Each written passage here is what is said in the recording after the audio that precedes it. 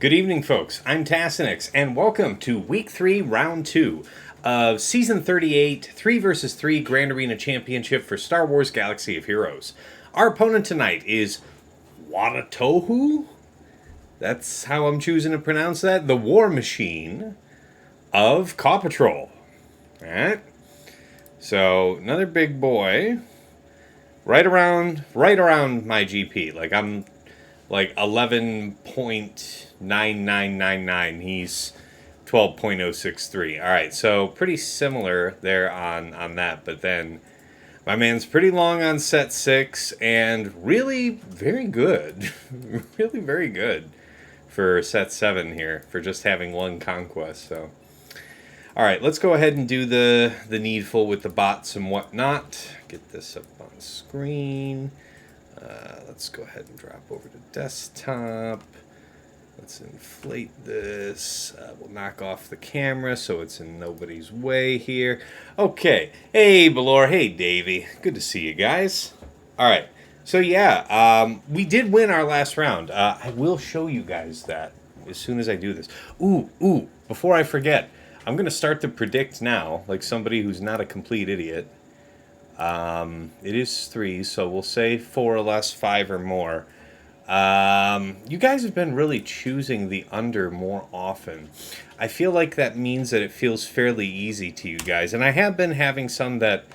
I have had some that haven't been so droppy, so I wonder if I change it. I wonder if I make it more strict this time. You know what? No. I'll leave it the way it is. I won't put my thumb on the scale there. All right, prediction starts now, and I got to move on through. What's good, Duckstab? Good evening. All right, yeah, so we did win our last round. I'm ranked 59. He's 56. GP, 12.0 to 12.1. Top 80 average GP, 2.94 to 2.89. In my favor, actually. Zetas, my 275 to his 294. Omicrons, my 37 to his 32. Top 80 average speed, my 151 to his 147. Very nice. All right, mod analysis. Very close here. Plus 25s, my 120 to his 126. 2024s, 246 to his 256. Plus 20s, 366 to his 382. And 15 to 19s, 333 to his 571. Okay, so yeah, he has some speed on me, you know? Relics, yeah, 1649 to 1657. That's incredibly close for total relic level. That's really pretty funny. Relic 9's my 37 to his 24. That's actually rather surprising. Relic 8's my 57 to his 60. Okay. Relic 7's my 101 to his 122. All right, so there's where his extra relic levels are coming in. Datacron analysis. This is probably the closest one of the closer ones we've had this season. This guy doesn't go super duper hard on him either. I have 86 total rerolls to his 108. As far as level 9s go, I have 22 to his 26. Levels 6 to 8, I have 6. He has 4. Relics 3 to 5. Levels 3 to 5, I have 14 to his 6. All right. GLs, feel free to take a screen cap. Pause the VOD, whatever. Not going to go into big detail here, but, you know, just for your reference. And then likewise with these key characters. And yeah, then we've got the fleet. So we're all... looks like my profundity is actually a little faster. Huh, that's pretty nice. Okay, yeah. Let's go over here to the Omega Bot report. Okay, as far as his attack times go, guy looks like he's European. Attacking in like the morning, European time. It's kind of my guess. Only once did he attack really early, so this is suggestive of like getting in your whole thing before bed and then you didn't do anything, like if you're a European. So that's my guess. All right, mod comparison. Yeah, the line graph pretty much bears out what we saw. He's got, you know, an advantage here, then it narrows as we get to the higher levels, so I'll take it. I will take it. Let's see. Omicrons. Okay, so agility training. He has. No, I have that. Civil tactics. He has on me.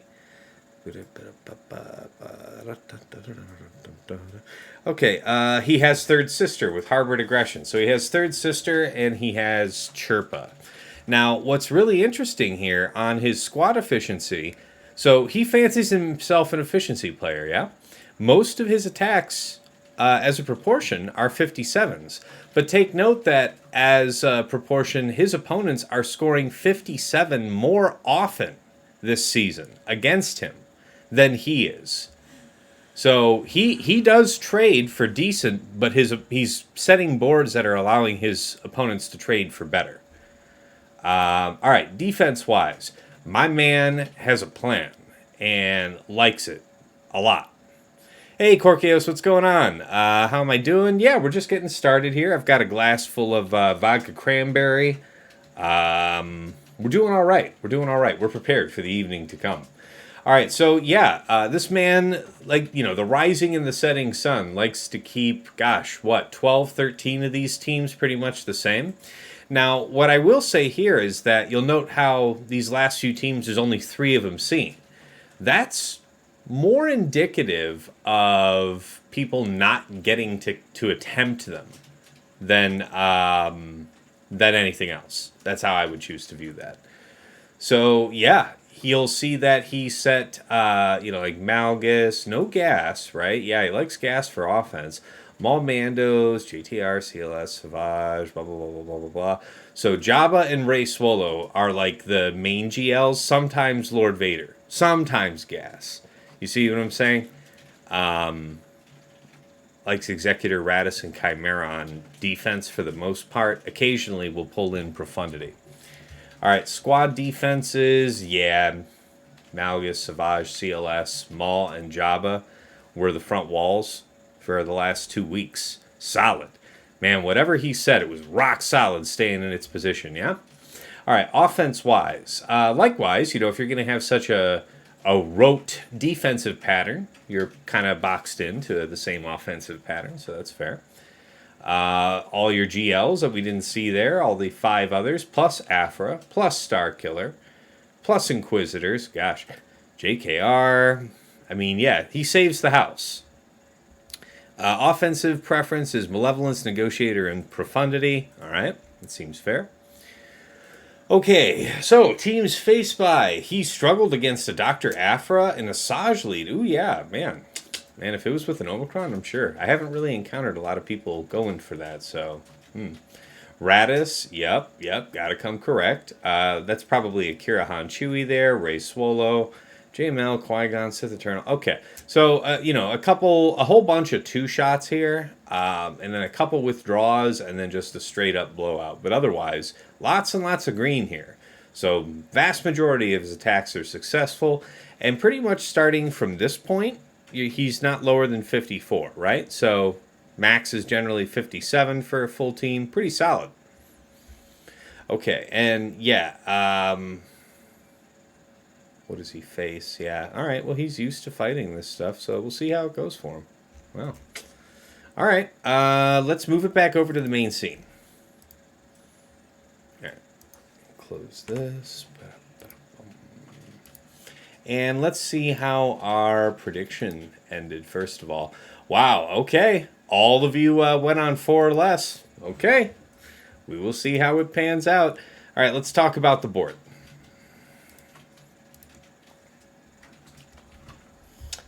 All right. As for myself, top side, we've got GG, B2, Droidica with a Droidica Cron, 20% level 3, Target Lock level 6. Sortie BB-8 R2 with a Sortie Cron. I actually forgot what the stats are on this one at this point. So yeah, the recovery, target lock for droid, but good chunk of stats here. Nothing too crazy high, but yeah, it's good stuff. Followed by Jabba, Crescent, and Boushh. This Datacron's actually been panning out. Hey, Mos Eisley Mangler, how you been, man? Haven't talked to you in a minute. What's going on? What's cracking?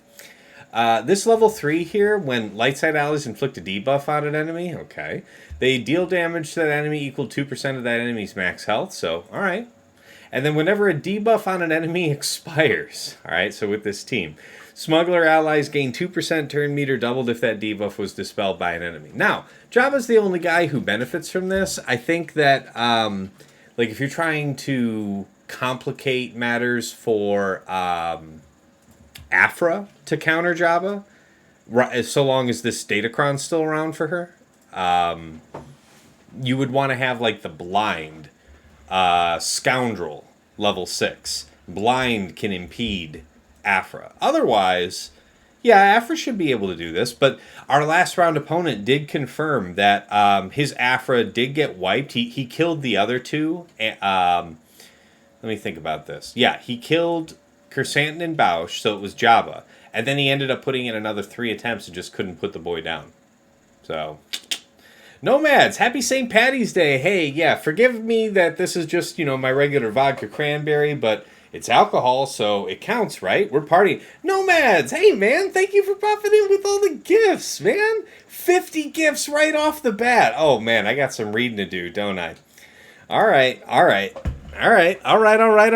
Man, guys, I mean, Nomads here just dropping the hammer on the community. Every once in a while, Nomads just pops in and goes ham, so really appreciate you, man. Thank you. Good to have you here. I'll start reading this out here in just a minute.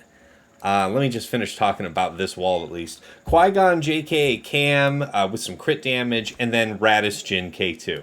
Alright, let's get on into this. Nomads gifted out 50 subs to The Emperor Eric, Bazinga 0238, Quigmaster, Smitty 1575, Sweens 14, I Malevolence, Snack Attack 1138, Mos Eisley Mangler, Evo and his Shenanigans, Simp 7, Manuel 13, Operation Metaverse, Akosha 001, Brendo Macabo, Free 88, Rakaran Mazel, Chewie 01, Vu Cowboy, Gambit 0033, Wolfman 0614, Danos Direct, Falcon Swugga, Array of Sunshine, Kilo PH, Death Chino 11, Hawk Bat 1, Bones 112, Fingers 88, Darth Timothy, Casualty, Wild and Z, Striker 9409, Grellin 83, Duckstab, The Real Jabba the Hutt, JJ Concept,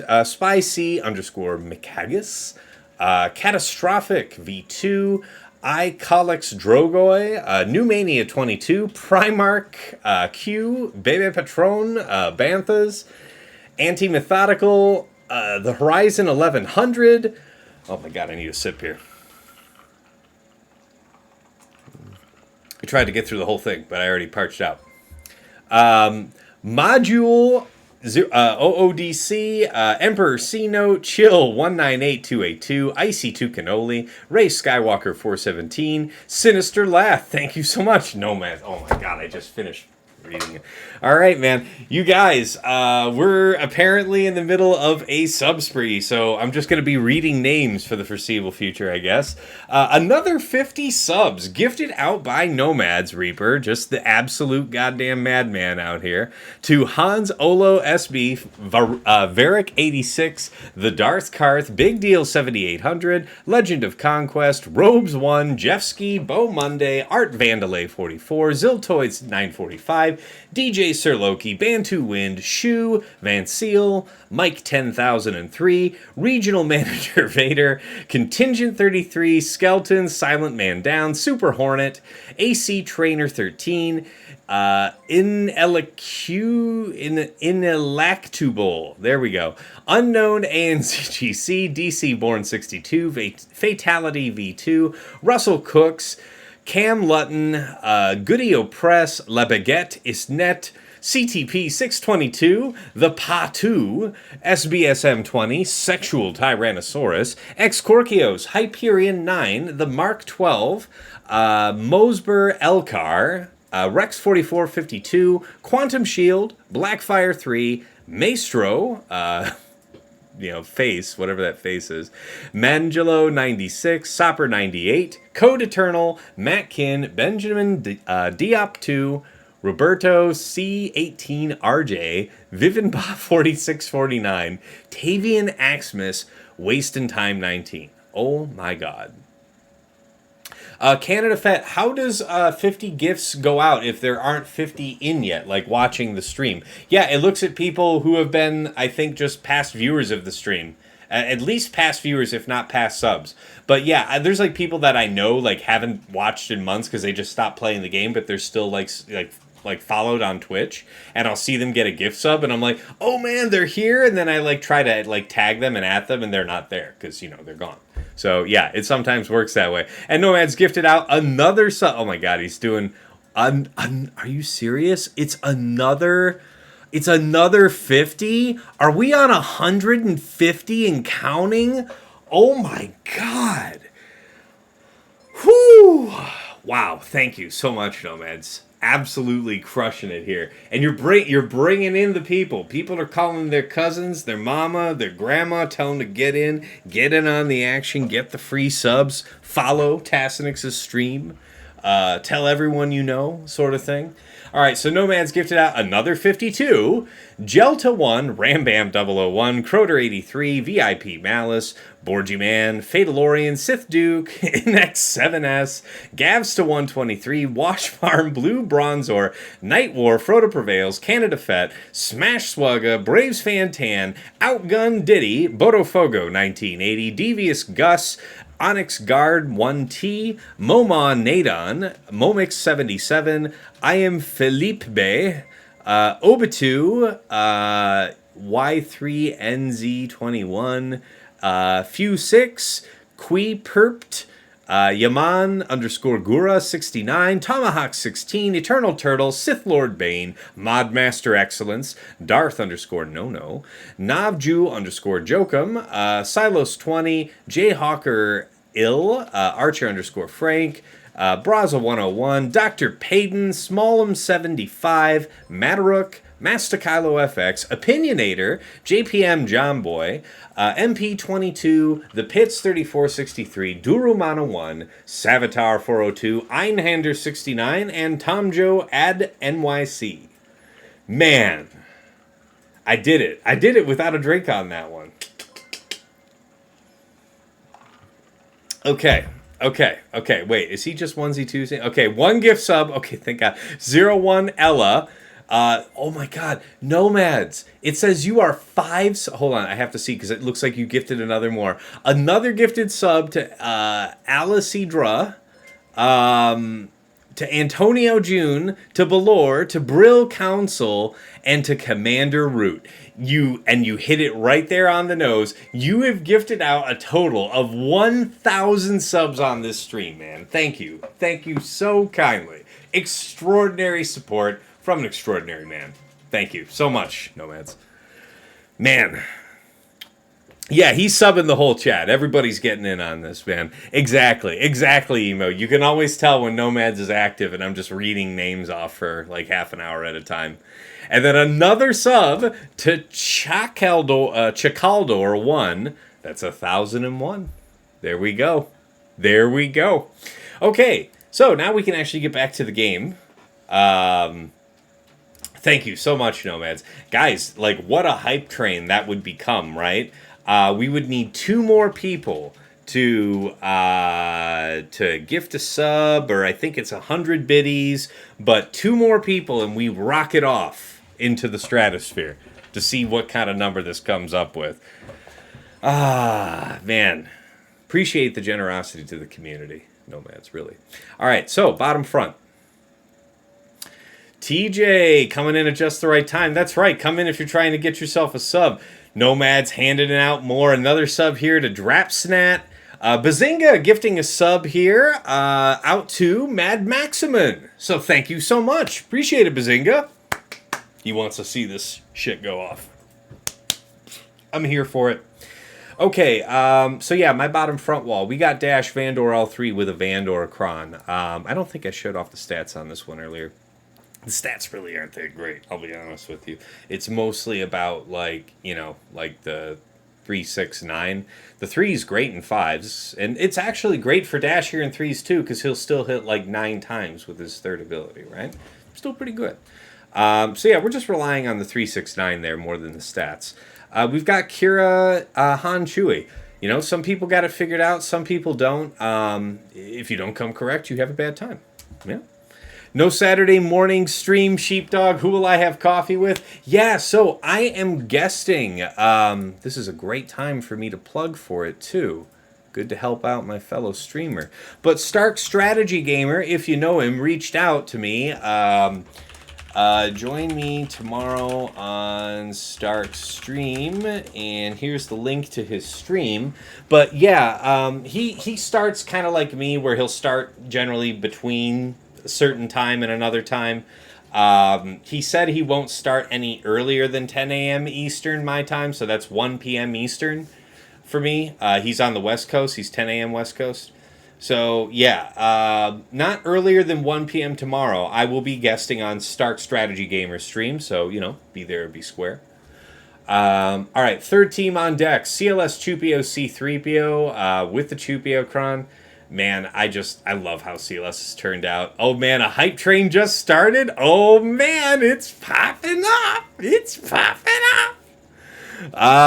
Who did it? Nomad's gifted another sub out to Emo Kid Skills, out to MaraJ, and Sheepdog gifted 100 biddies, and thus we are launched. All right, where are we at? So, all right, come on. No way. It's. Did they really compress it that much? It says that we're on level 3 hype train. Is that true? Is it only level 3 for like 150 plus, 160 some subs? I know they compressed it because people have been crushing the tiers on it, like, but still, man, is that what that actually is? You would think this would be like 8, 10, 12 just from that. Or am I misreading it? Level 3? Yeah, it's a level 3 as well. There, wait. Whoa! No, that's just gifted another 50 subs.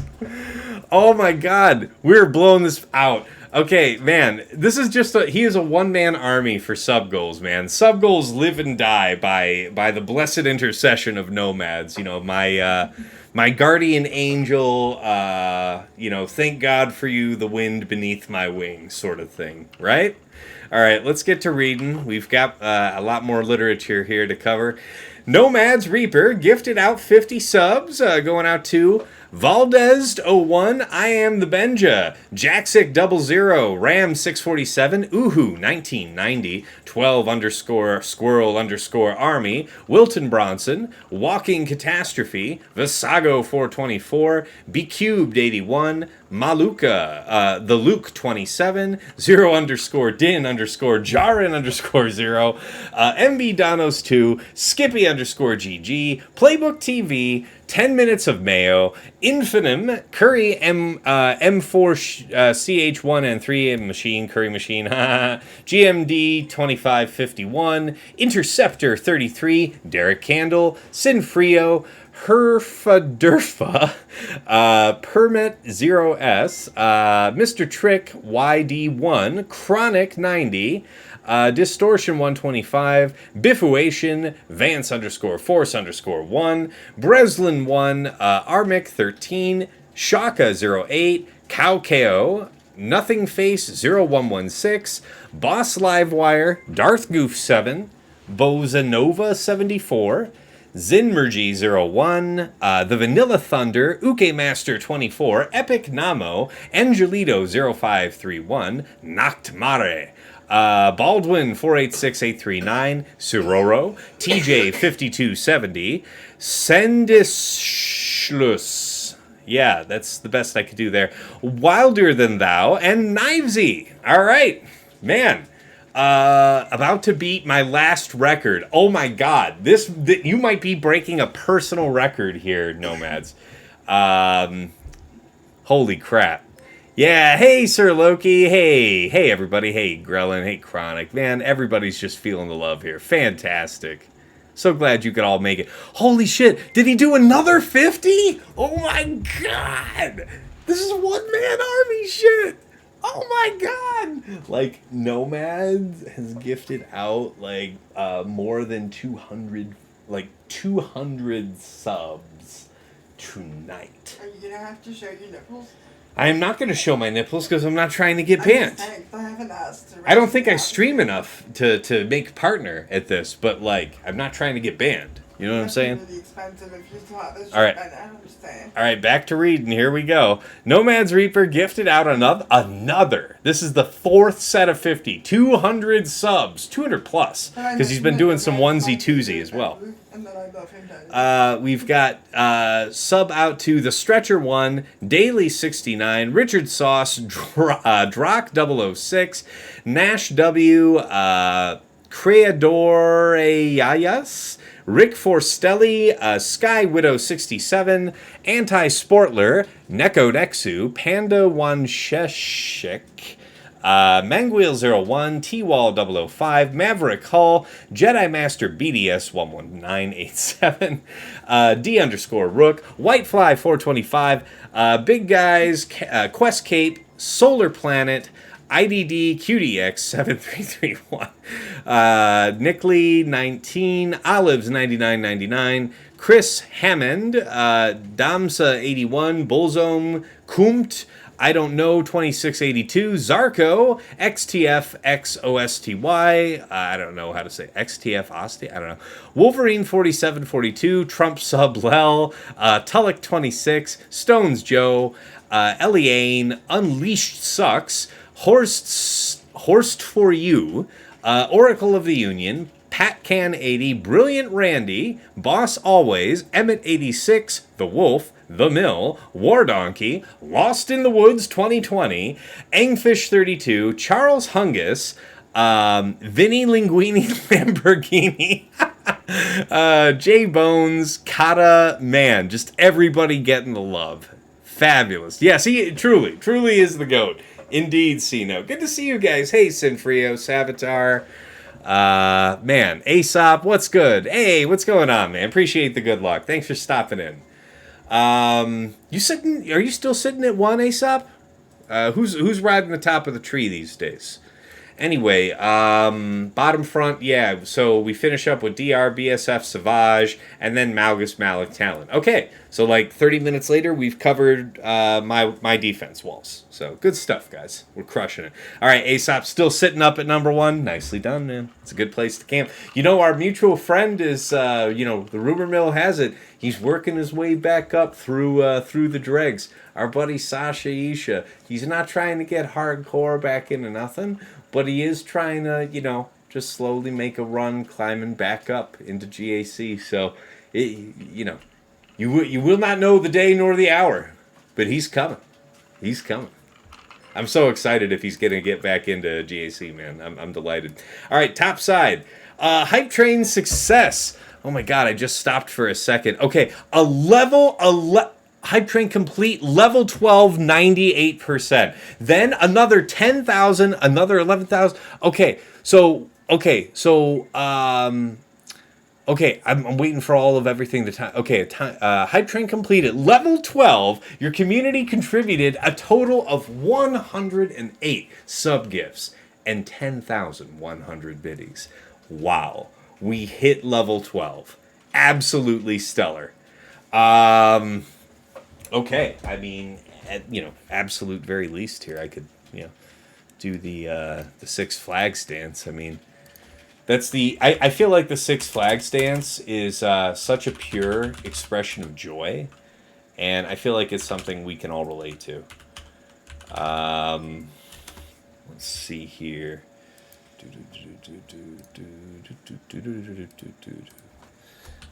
Six Flags commercial.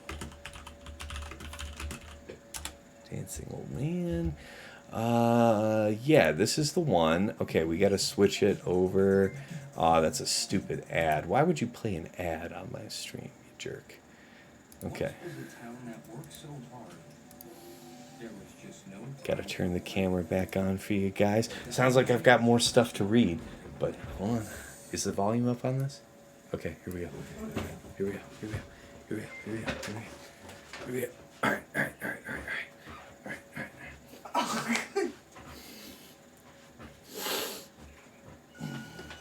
Oh my God.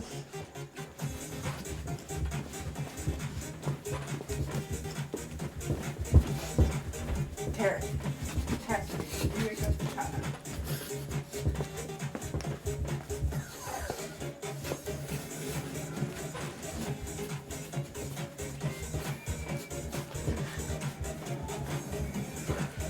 There's a time for work. All right. There's a time. All right, we did it. We did it. 6 flags. Okay. It's playtime. All right, we got to pull this back to the scene. Sounds like a whole bunch of action has happened. Let me check the chat. Need to take off the hat a second. I am going to cook to damn death. Whoo! Can I just say it? Whoo! Thank you so much to Nomads and everybody who participated in the hype train here. Star Wars Dad just rated in with a party of 10. Hey man, I've caught a couple of your streams. How you doing, buddy? Thank you so much for popping in. Thank you, Raiders. How did the stream go? Just trying not to have a heart attack on stream. Don't mind me. Shout out at Star Wars Dad.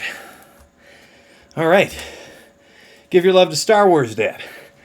Raid couldn't have happened at a better time mid-dance. Yeah, that's right. Oh, shit, no volume? You guys didn't have volume? Oh. Boo. Well, it was only half the fun for you then, because I really enjoyed the shit out of that. Can you break dance with the movie beat straight in the background? I think if I tried to break dance, the only thing that would break would be my wrists. I heard the Venga bus. Whoosh goes the reference. Okay. Let's clear that out of my chat. All right, top side for our opponent here. Watatohu. All right, he's got Savage, Talon, and Nest. Nestkron. Recover 25% of their max health and max protection. You know, you figure like JKR could do this, or Trio could do this. Putting both Savage and Nest on the same team is like, aye, Trio me. Don't mind the man behind the curtain. So we'll see how that goes. All right. Maul, Bam, and Canderous. This is with a 20%, no doubt. Yep. Some pretty, almost 29% offense, almost 50% crit damage, almost 77% defense. So, pretty ballin'. How's it going so far? We haven't even started anything, guys. We're like a solid, 33 minutes into the stream. Vengabus is the original song. Oh, I got you. I got you. I got you. I got you. I got you. Got you, got you, got you. I did not know that. I did not know the proper name of that song. But, all right, I'm into it. All right. Next for him is Qira Hondo L3 with the Hondo Cron. Yeah, okay. Cooldown reset when they basic. 44% defense, 26% prot, 12% health, 66% crit damage. CLS Chewpio C3PO of his own with 263% armor penetration. So these guys just need to be allowed to do nothing.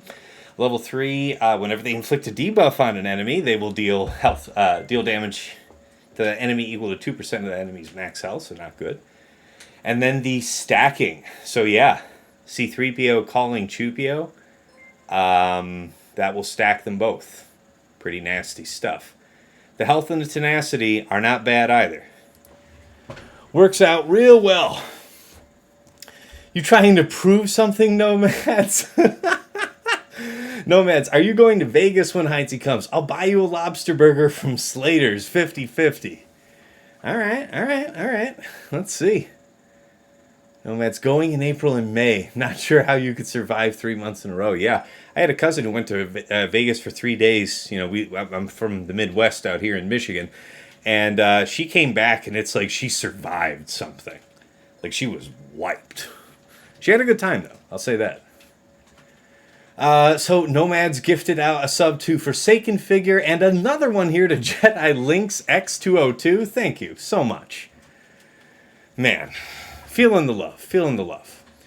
All right, so who was last there? Yeah, RJT, Resistance Hero Finn, Resistance Hero Poe. With the Resistance Hero Finn Cron, we've got Recovery, Ooh, when they're crit, they get 100% crit avoidance and crit chance for 2 turns. And then the Resistance Hero Finn. Whenever another ally recovers protection, Resistance Hero Finn gains Foresight for a turn. That is nasty. 44% health, 124%, armor, and 88% resistance. So, Nomads, another gifted sub to always be critting. Hey, man, always be critting. It's a guy I haven't talked to in a while. It's a small world. All right. There was something in that cup, man. There's like an aftertaste in there with my vodka cranberry. Tastes like plastic. Not feeling it. He said drinking it out of a plastic vessel. Do you think there's a relationship? All right. Enough on this wall. We have to get moving before the alcohol starts to cloud our judgment. All right. Bottom wall, where the game begins. Malgus DRBSF. Don't mess with me. Use something serious, it says. Okay. Our man with third sister. So, only the leadership Omicron, which seems to be the bare minimum that people are going for. Went with the health primary. I see some folks going health primary on Triangle, others doing crit damage. Interested in what you guys think about that. You know what? Let's actually put up a poll on that. For those, this is something, best, maybe not everybody, is in a position to give an opinion on this, but I think there's enough, high GP players who are going to get this character soon from TB to give an answer. So, best Triangle primary for Reva, health or crit damage. Give it 2 minutes and see what you guys think. Start a poll. Let you guys put in your 2 cents. Because I don't have her yet. I'll have her next go around. Very next TB here. The one we're heading into after this TW. So, a matter of days. Less than a week or so. Soon. Let me scroll here. What did I miss? Did I miss something? Okay, hold on. Another sub from Nomads out to Aaron MCFC. Oh my God, Jedi Links just calculated. You spent $6,666, in case you're wondering. Just somebody did the napkin math on it. Yeah, and then Nomads gifted another sub out to a Care Bear. Jedi Links replies, I stand corrected. That number is no longer accurate. You're voting for health because I want to vote? So just subtract 1? No. Everybody can vote. I'm just saying if you have no idea, feel no pressure to vote. If you have a hunch, feel free to vote. Nobody's nobody's billing for your time on this one. It's all good. Say what you want to say. And we just had some biddies pop in? Is that what I just heard? Or was the sound alert just 500,000 years delayed? I think it's probably case 2. Okay, so yeah, Reva, GI, and 8th Brother. So, hey, guys, round 1, I was so wiped out on Friday, Wednesday night, I didn't stream, so I just did it when I had time in the day on Thursday. My opponent, for the first round, set exactly this comp, and I used JMK against it. His was Relic 9, so fortunately this Reva is going to be a bit less punchy, and doesn't have the crit damage triangle, so maybe nice. But this team goes super, super fast. Gets bonus turns, stuff like that. Using JMK shuts off turn meter stuff. But this is still pretty nasty. Basically what happened was they took a couple turns even ahead of JMK. Then JMK used third. I had JMK use third on Cat. And then GI, I think he just did torture into the AoE. Like, they happened pretty much immediately, one on top of the other. The point being, it was JMK, Cat, GK. All 3 were ability blocked. So on Cat's first turn, I could only basic. And then from the moment of, after that first turn of hers, until she got her second, they murdered GK. GK was gone. So then Kat got her second turn, we executed Reva, and we worked our way through the rest of the fight and finished with those 2 full health and protection. But man, that was terrifying, and you're thinking it's JMK. Yes, it's Jedi into Inquisitors, but we're talking I mean, we're talking JMK, you know, so it's kind of like you have the expectation. I think maybe Slacker could do it, but it feels like the blowout risk is pretty big. So I don't know what else would be safe to try. Nomads just dropping the grains of sand, you know, just one drip drop sub at a time, just to keep us on suspense here for, you know, like an hour or so ahead of from now when we're eligible for another hype train, something like that. So another gifted sub out to Elemenope. Elemenope, I get it. Let's see. To Kevin Mensinga. You've used Traya in 1. Have you used Traya in 1 against this comp? When I've seen videos of doing like Reva when it's been like 5th brother, 7th sister, 5th brother, 8th brother, but where GI is specifically in there, I worry about that like torture into the AoE having a lot of damage and then the cooldown pushback depending on who it is, you know? So let's see. Nomad's gifted out another couple subs here to Lelandhard, Master Luke 71. Man, just crush it. Thank you so much, man. You're guessing Rey with Ben and Zori would work? Yeah, it may well. It may well. Let's check out the results of that poll. Manage poll. View results. Vest triangle. You guys are actually evenly split, so, you know, a lot of damn good a lot of you are. But no, 5 and 5 of you said health, and then the other 5 said crit. So, yeah, I'm leaning toward crit myself. I feel like I can stack enough health on the other mods through secondaries where you can almost compensate for the lack of the primary, but there is no substitute for a crit damage primary. So that's kind of my thought. The only way I'd end up really changing my mind right now is if it ends up playing out that I see like the added survivability from the health triangle ends up being, you know, impactful in certain matchups. We'll see how it goes. All right.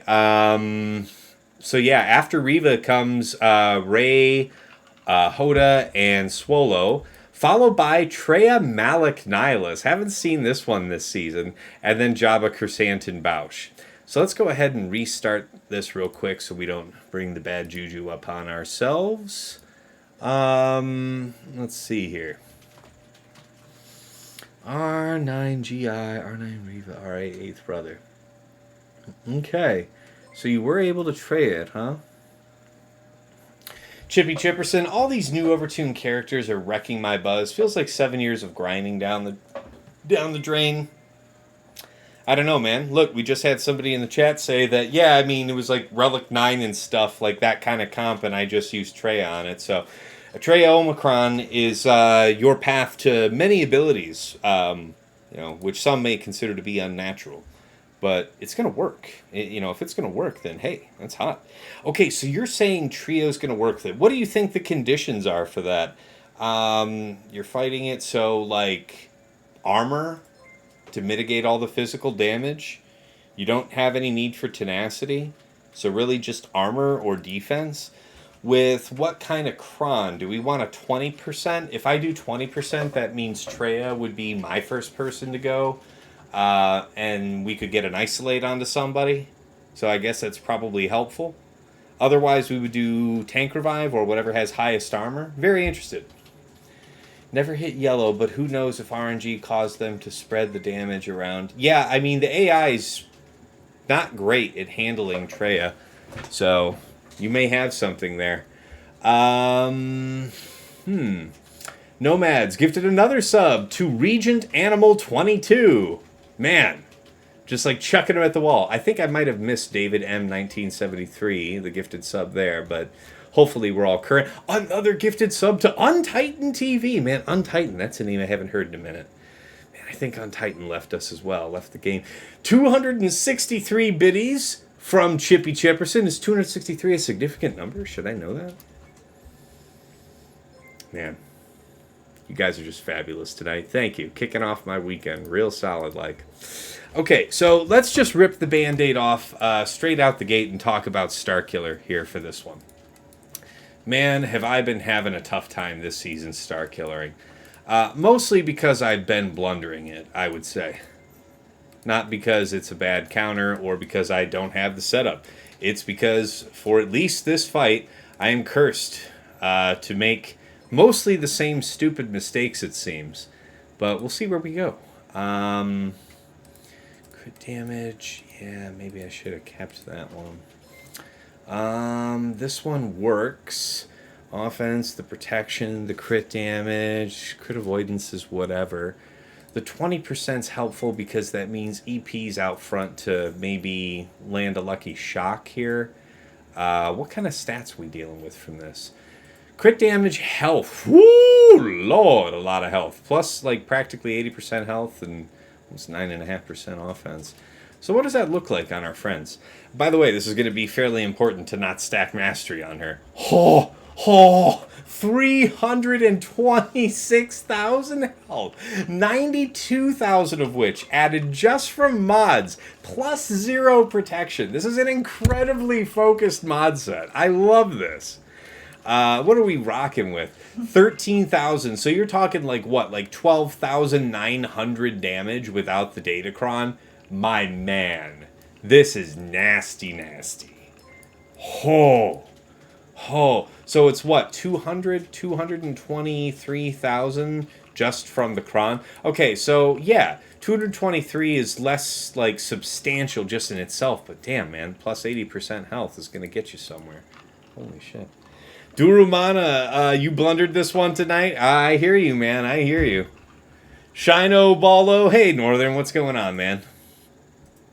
They said I could become anything, so I became a cue ball, you know? Alright, we're cooling down a little bit, enough to justify putting the hat back on. Hat gets a little warm for us. Alright, badge of office in place.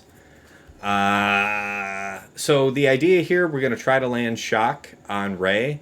If we do, then we can try and use, we'll go for MaraJ's middle onto Swolo into her third.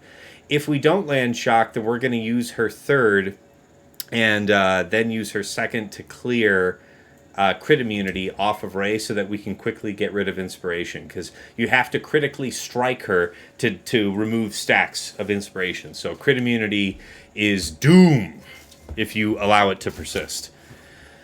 Okay, yeah, let's go. You have that same hat? Yeah, I ordered it from this this custom shop out in California when my mother got remarried. So, all right, basic. We landed the shock. Okay, that's pretty hot. Okay, then that means we are gonna go. Oh, well, you know what? See, the thing here though is this would actually be pretty nice. Can we do this? We do that. Hot. Okay, now we could stun here. We do want to probably stun here, try and stun the Jedi, so that the Jedi not getting stunned is kind of crap. We want to push Rey.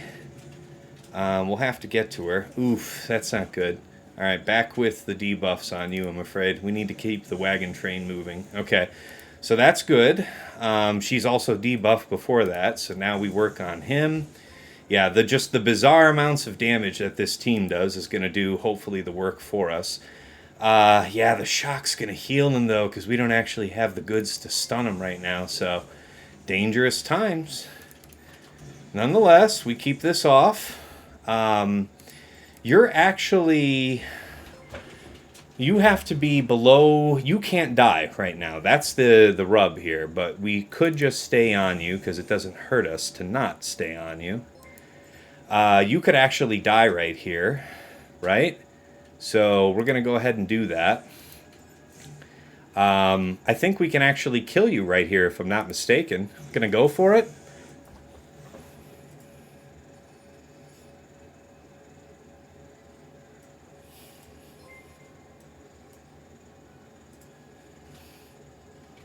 Heart's actually pounding in my chest, like mom's spaghetti moment. I can't believe that. That is the smoothest any of these have gone. Oh my god. Oh my god. Alright, let's go ahead and write it in on the sheet. So 54 plus 10 to open up the evening for what was probably one of the scarier fights. In the spirit of absolute terror, we can go ahead and talk about Reva next. So here's the thing, my man. You said it was Relic 9. You said you had all the goods. You said that it worked. Traya, Scion, Nihilus. Easiest SK fight I've seen for a minute, says Maximin. You and me both, brother. Wow, before the ultimate. That's right. I think the last time I killed a Rey like that before the ultimate, I want to say that was a 5 some ways ago. Nowadays, Zori or Cal is the third is way scarier. I've been hearing about that, Payton. Thanks for stopping in, by the way. Appreciate your input.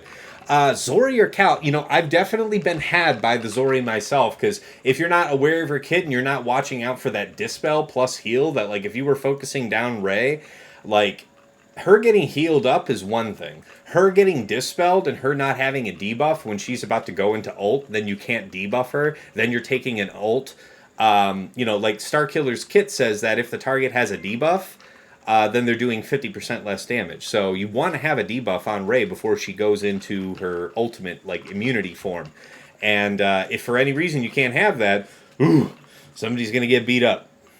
So absolutely fabulous. But yeah, Cal, I guess I got to study Cal's kit some more, Peyton, because you're not the only person to tell me that. So, appreciate the tip. And, the rest of us are on notice. Yeah, gifted subs out from who? I've got to cover a couple people that have been missed here.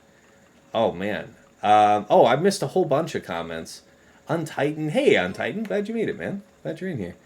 Okay, Region Animal we covered. Untitan we covered. Okay, Trevor plays mobile. Hey, Trevor, what's going on, man? So you got a gift from Nomads. Crystal says, hi, I'm a year into the game, still have no idea how Arena works. Can I give my code for some assistance? I just put some random team together. Hey, if you're gonna, so great that you're here, first time chatter in the stream. If you stick around a while, you'll understand these streams tend to run a while just doing my thing. I'm happy to help you like this. Just pop onto my Discord and, tag me if you got a question. I will get back to you. And I am happy to help, but doing it on stream is going to unnecessarily stretch us out unto death, and we will all die of old age. That's all you had left, Chippy. Well, hey, man, I appreciate everything. Thank you so much. Let's see, another gifted sub out to Tom Ford Noir from Nomads. Another one from him to Crystal Critics, Northern Border, Rowdy 849, Pariah Anathema, Bearsicle 1. Let's see. Who else I missed? Dartman 9. Crixus. Oh my god, I have to keep reading. Sano Swugga. Oh man, that's crazy. Crazy stuff. Okay. Sample size of 1. You won with JMK, I would do that. Yeah, I hear you, David. I'm thinking I'm going to do that too. Because I was talking with a couple other folks, and you're not the only person that mentioned this trio thing, but like I said, they mentioned it in cases where they weren't fighting GI, and it's like, man, I've already had a few times this season in 3s where, like Swugga.gg had like 54 banners, 100% win rate using a Traya counter against like certain Malgus comps, and just got my back blown out. Entirely open to the possibility that I misplayed something, because that does happen around here. But that being said, I've been burned before, and I just can't have my heart broken against a player who most of his attacks are like 57 banners. Aesop and Payton are squaring off, eh? Okay, all right, man. It's great to have you guys just meeting up and saying hi on my stream. Oh, your board is scary as F. Oh, I believe it. Yeah, Aesop goes hard on the Datacrons, and he's got just like some incredible rerolls. Also has a lot of investment into 3v3 stuff. He's got the Tuscan goods. Man, it's exciting. It's exciting that 3 versus 3 is rewarded for you investing in it like with something really strong. Like if you've been watching any of the streamers going after those Tuscan teams, man. Treat it like a GL. Come correct or get your back blown out. Now that being said, you can beat certain GLs with bounty hunters, stuff like that, hint, hint. But that being said. Another sub out to 501st Trooper 74. Shit at the top confirmed. Yes, that's right. Battle of the Titans. That's right. Okay, well, hey, Peyton, you got work now, so you'll continue your stuff later tomorrow. And he's got nasty. I believe it, man. I believe it. You're gonna stream with your buddy. Aesop says he's gonna stream with his buddy Jamax, so it'll be up on YouTube in a few days. That's awesome, man. If you think to, shoot me a link. I'd love to watch. I would always love to study other streamers. Their attacks are really interesting to watch because it's so rare to get the chance. All right, let's go ahead and do JMK here then. I'm not gonna do Dum Dums. He hasn't set JMK all season. If he sets JMK on me in the back, we will suffer. We will suffer. But I am not taking any risk. Okay, JMK, Cat, GK.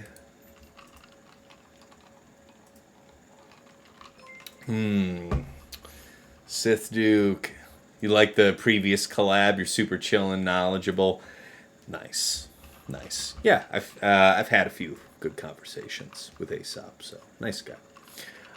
Tuscans, Aphra, Hondo, Zori, Reva, all the new tunes are GL level. I mean, particularly where Datacrons are in effect, like Zori's Datacron is pretty nasty. I think I fought somebody who had Rey, Swolo, and Zori, and their Zori didn't even have the Omicron, but it did have the Datacron, and I was like, this will be fine. And it's like, spoiler, it was not fine.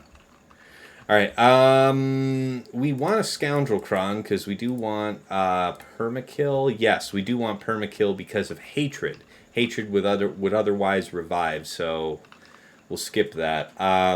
We only need one of these for Aphra. This is the good Aphra one. We'll use that. This is the one I think I used here last round when I wasn't streaming. This should do.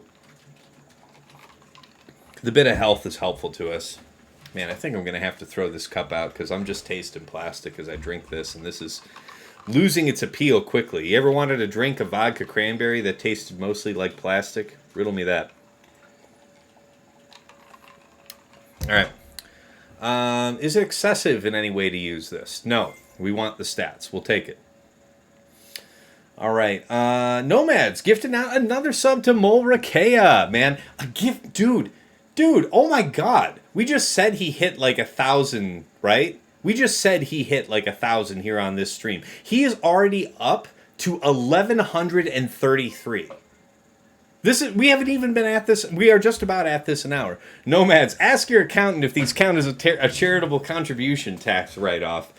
Yeah, you know, I am very, very happy to be your charity. I am not too proud to accept your charity. I'll be honest with you.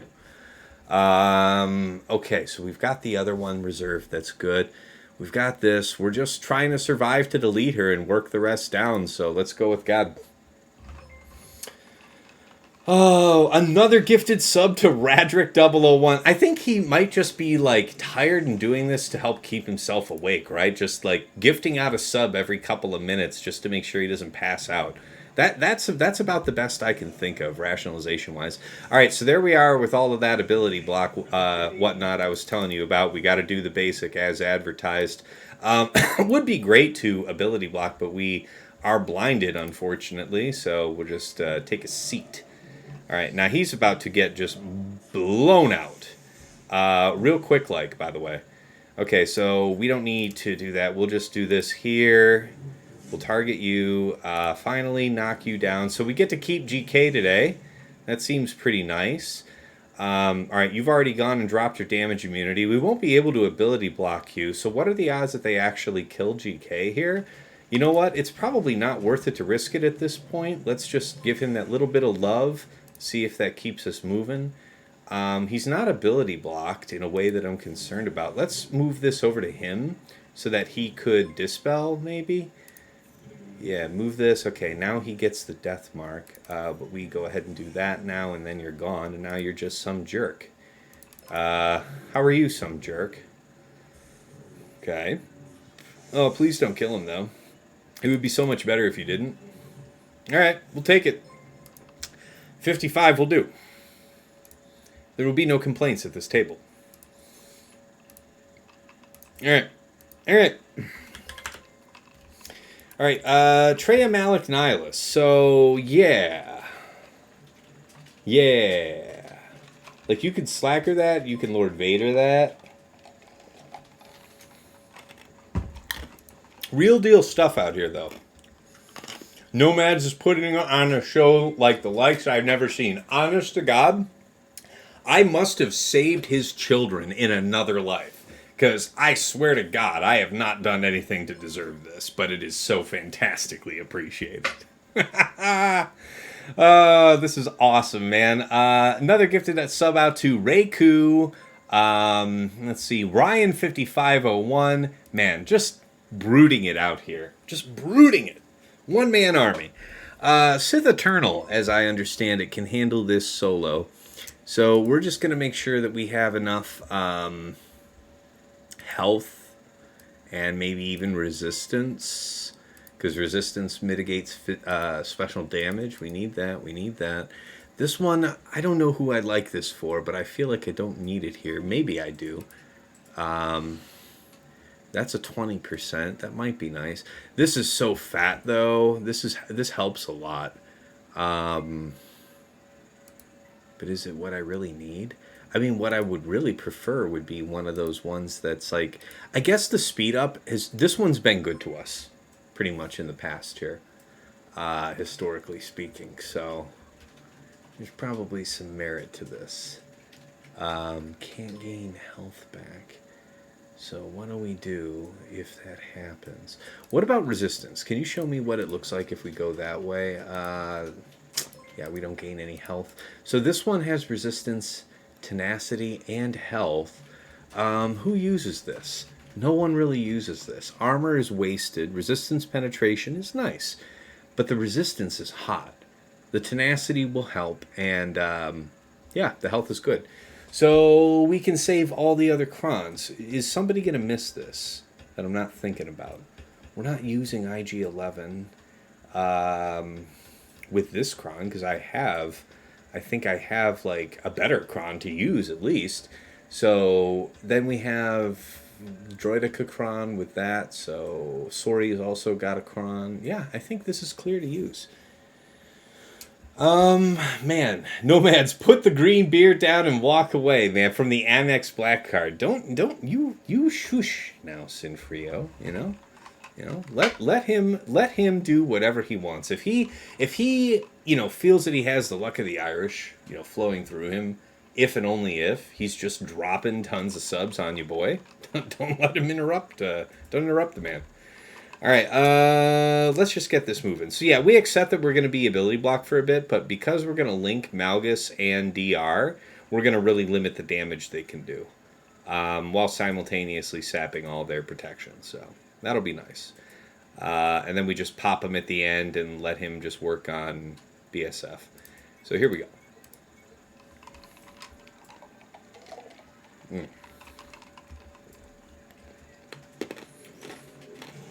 Okay. All right. 1, 2. Oh yeah, I don't want to chew ice with you guys here. That's right.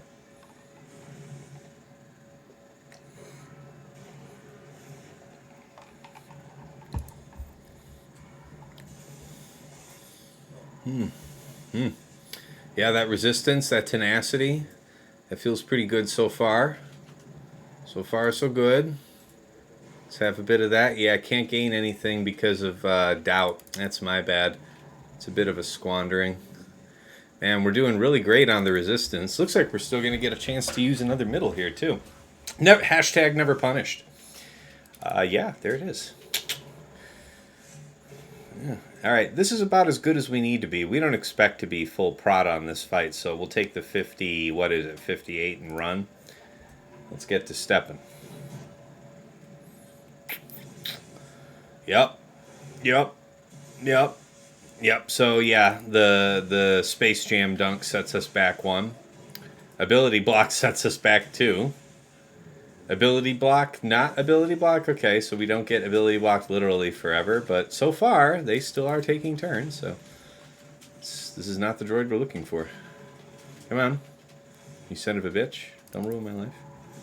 All right, put it on auto. All part of the plan. Nothing to see here. You see timeouts sometimes on Bast. Timeout on Bast would come from... I don't know. I don't think I've ever seen that happen. I hope you're wrong. I really do, Maestro. Really hoping you're wrong.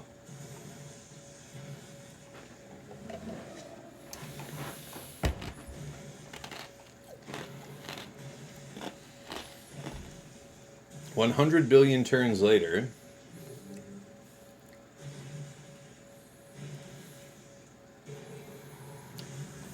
Pappy Zappy. All right. Finish with 58.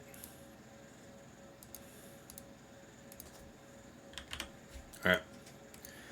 So yeah, Traya, Malak, Nihilus. I checked into this, like Imperial troopers against like regular Sith trio and stuff. Probably ain't gonna work here, Mac. What do we got here, crown-wise? So not a ton of armor. That is interesting. 10% health, resistance and resistance penetration. So fairly mediocre, crown-wise. One of his weaker crons, so he's relying on his, you know, Omicron and modding setup. Yeah, it's a big girl. Ooh. Okay, well, not the most special offense in the world, but then again, she is only Relic 7. Alright, that's a bigger boy. Yeah. Yeah, he's a big, fast lad. Alright, well, we'll think about that. Any hot ideas, by the way? Any hot ideas on this Traya? Otherwise, I'm thinking it's like Slacker or Lord Vader. And then it's kind of up to me to think about who's going to be more valuable to have for the back. My gut feeling is like having Lord Vader Maul as a solid, cohesive team is probably worthwhile for having. That's kind of my guess. That's what I'm going with. Alright, let's go ahead and set up for Aphra here. So, BT1, 000. Man, I know some people who have been having some struggles. I have definitely had my share of situations, like a couple times, where BT1 dies, but I've fortunately been able to revive him and then stabilize the fight out with, like, him being the only one without full protection. So that stuff works. You change the plan from Saturday morning to Friday night? Yes, for this time, yeah, because Stark Strategy Gamer is having me guest on his stream tomorrow afternoon, so I didn't want to have any kind of conflict bumping up into that. So I decided I'd stream tonight. Aphra BT1 000. Okay, fortunately, only Relic 7 Boushh, so not the hugest damage, not the hugest life total. Hopefully we don't get absolutely stunned by something we haven't seen. Is there something special about the Kron? The crit chance is kind of meh, and the Retribution. So, Retribution's only on Jabba, so that's really not a big deal. I guess we would want to worry about it for BT1's first move. Like, I like using his middle, because why wouldn't you want to hit everybody decently hard if you don't have any downside? But if we do that and Jabba counters, then that means that we're blinded for our next turn, and I don't need to be blinded. I don't need that drama. So we'll keep that in mind. Alright, let's roll. What kind of tenacity are we talking on Jabba? I don't know, I didn't check. It shouldn't matter if we got enough, potency up from summoning the droid first, which is really, generally, my one kind of rule to not completely, dum-dum myself. So by doing that, we get potency up before we go to use this, and then we're so much more probable to land our debuffs. There's the blind I was mentioning here moments ago. Okay, alright. Well, again, we are blinded, so we're not going to go ahead and waste anything fancy there. Yes, can we get the armor shred? Nice, we didn't get dodged there. That's always welcome. Basic into another attack set. We're moving right along. Now they get a couple turns here. This is where we have historically lost BT1. Just so. And we do take some lumps along the way here. Careful stuff now. Yeah, okay, so we still have to come around again, but it looks like we're just about to do that. Basic here into respawn. Welcome back, young lad. We have everybody having that down, but guess what? This guy just needs to go bye-bye. So, alright. Welcome back to the show. So yeah, see, we do have VT1 die sometimes, but it's nothing that can't be managed unless you're dealing with some kind of permakill Datacron. Stop it, goddamn you! Just die! Get! Get the hell on out.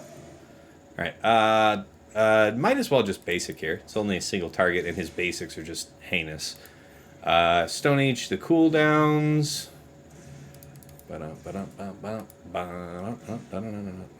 Yep, all right. Do we get around to another middle? Nice. A little bit more prot stabilization into the final pop for 56. So there. Great situation where you have BT1 die and you're still able to bring him back, come back for great banners. Great banners. Whew. Now that was just a Relic 7 Boushh, man. There are people running out there that have the max health damage level 3, level 8, or level 9 Boushh, man. That is some scary shit. Okay. Any hot ideas on the chat or from the chat on that Traya team?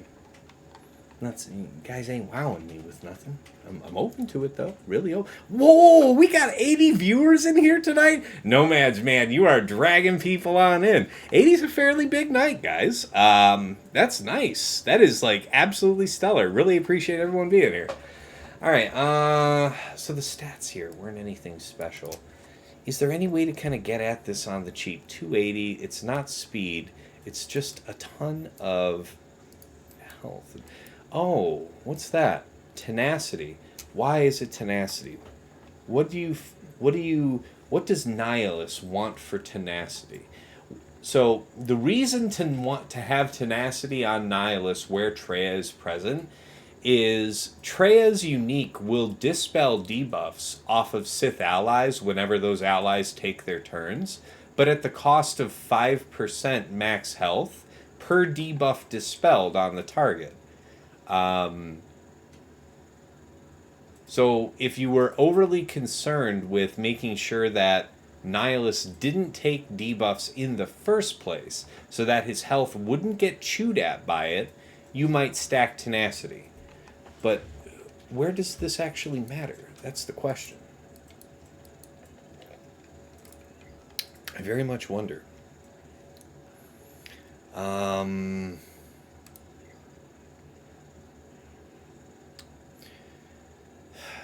you weren't super duper fast. So Malak was the fastest at 283. So he's going to lead with his Dispel, which will put up Taunt. If we use Sith Trio,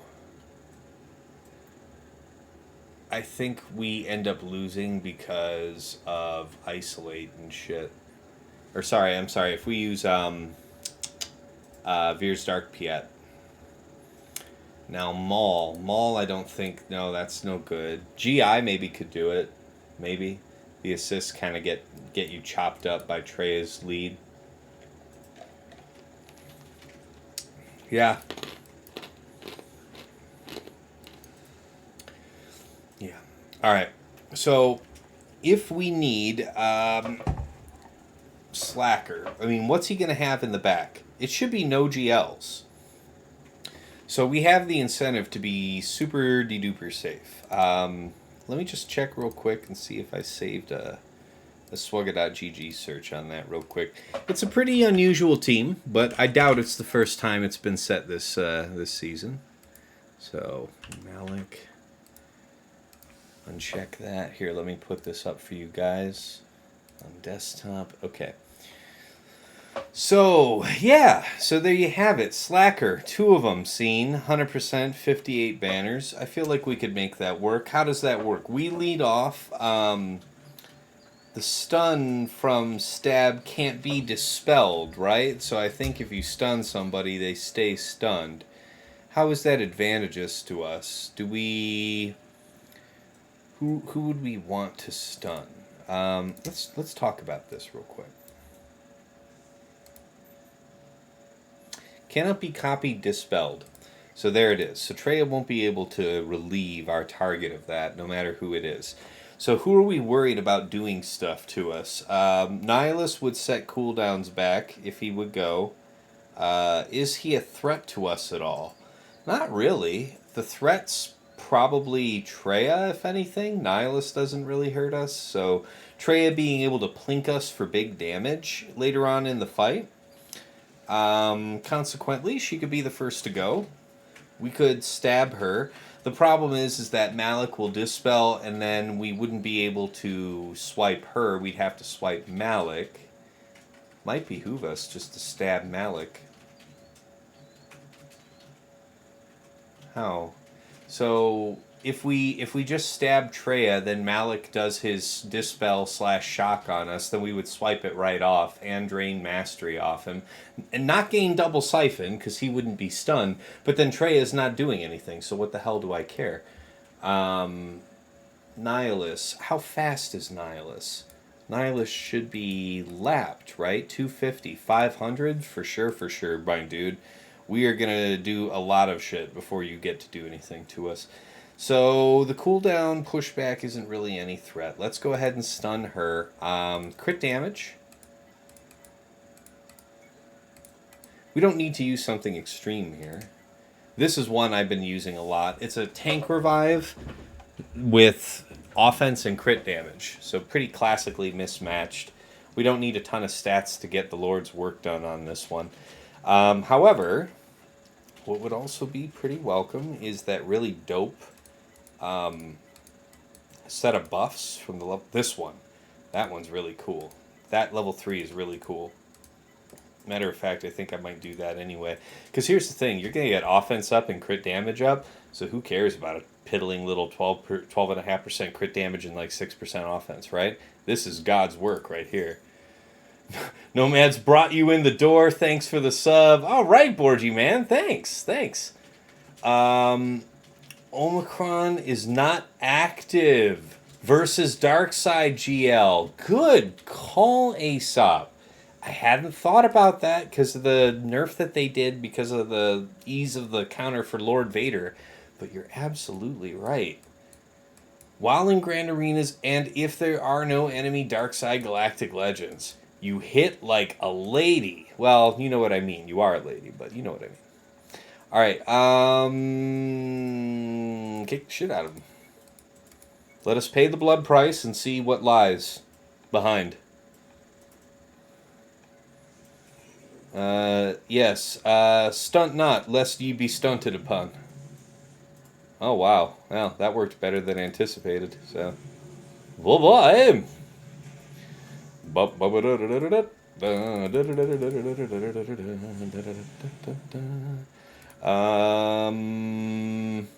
Eh?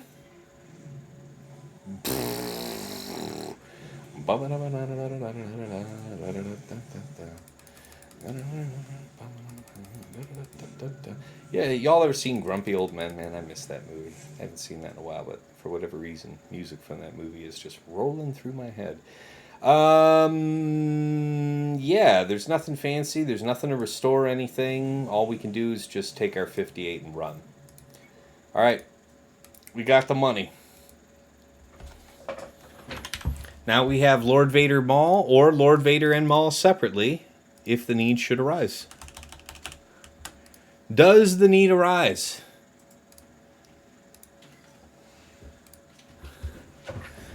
We lift the skirt, and we see Lord Vader, who he does sometimes set.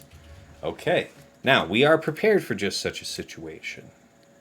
We have... All right, well, let me pen all this in on my spreadsheet here real quick. Fans of the stream know that I track all my own fights in a spreadsheet. Tech Echo. Man, I haven't fought Shock Echo in a couple seasons. I'm going to have to look that one up in particular. Boba, Dadbot, and Zam. Yeah, that's Wampa food. So I'm going to tentatively pen that in. Sortie, BB8T3. We'll have to check the datacron to plot the counter there. Sana, Cara, and Rolo. Wow. Cara, Rolo, probably Bad Batch off the top of my head. Hunt, Bad Batch, Echo, and Tech. And then last but never least, Lord Vader, Thrawn, and Royal. And I think we'll stick to the time-honored recipe of Fennec, Greef, Mando. That's been panning out for us. Okay, so about Sortie. What did I have plotted on my sheet for something like this? I think I can do Maul Candy Bow. Let's go with that.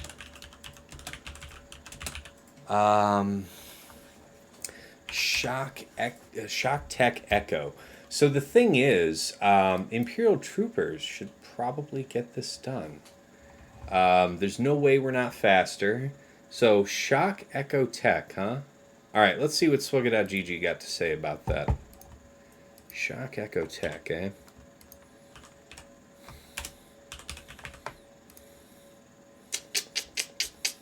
Where you at? Where you at? Get the hell on out. Echo. Really? And tech. Okay. Imperial Troopers is 76% win rate. Padme, Ahsoka, Mace, 65. That's interesting, but I think I had a couple uses for Padme up top already. JKR, 79% win. Okay, good. I still have it on desktop view. You guys can see this. GI, 96. Ah, there might be our candidate. I think I had GI reserved in case of a couple things. But that may well be the ticket. GI 7S, 9S. I will pencil in tentatively. Yeah, I believe you that Wampa's probably not good. JKL, that's fine. We did have a usage for JKL elsewhere. Wow, JKL Hoda, though. 100% win rate for 57. That's pretty attractive. JKL Hoda. Maybe we could find a more productive use for him. Yeah, I think Grand Inquisitors could definitely fight a CLS Chewpio C3PO, but also dude, guys, you remember at the start of the season, I was so scared of just wiping out hard on CLS, and indeed, over the course of the season, I have dropped on one. I've had a few people get completely jammed out on mine. So at the start of the season, I was doing only GLs to take it on. Now we're at a situation, guys, where Padme, Gideon, and like Shak T will just mash among the mightiest of those teams into dust. So I'm thinking I might demonstrate that for your edification. Okay, so we've already used Sith Trio. Did we use Sith Trio? No, we have Sith Trio. What are you talking about? Okay, so we got that for top. CLS, we could do JKL. We could also do Padme. The question is, what do we want to do to deal with Savage Talon Nest? If you do, Savage Talon Nest. So you have like Savage stacking up offense and then Nest just doing annoying stuff. If you take in Trio versus it, you get to kind of kill them before they get to become any kind of problem.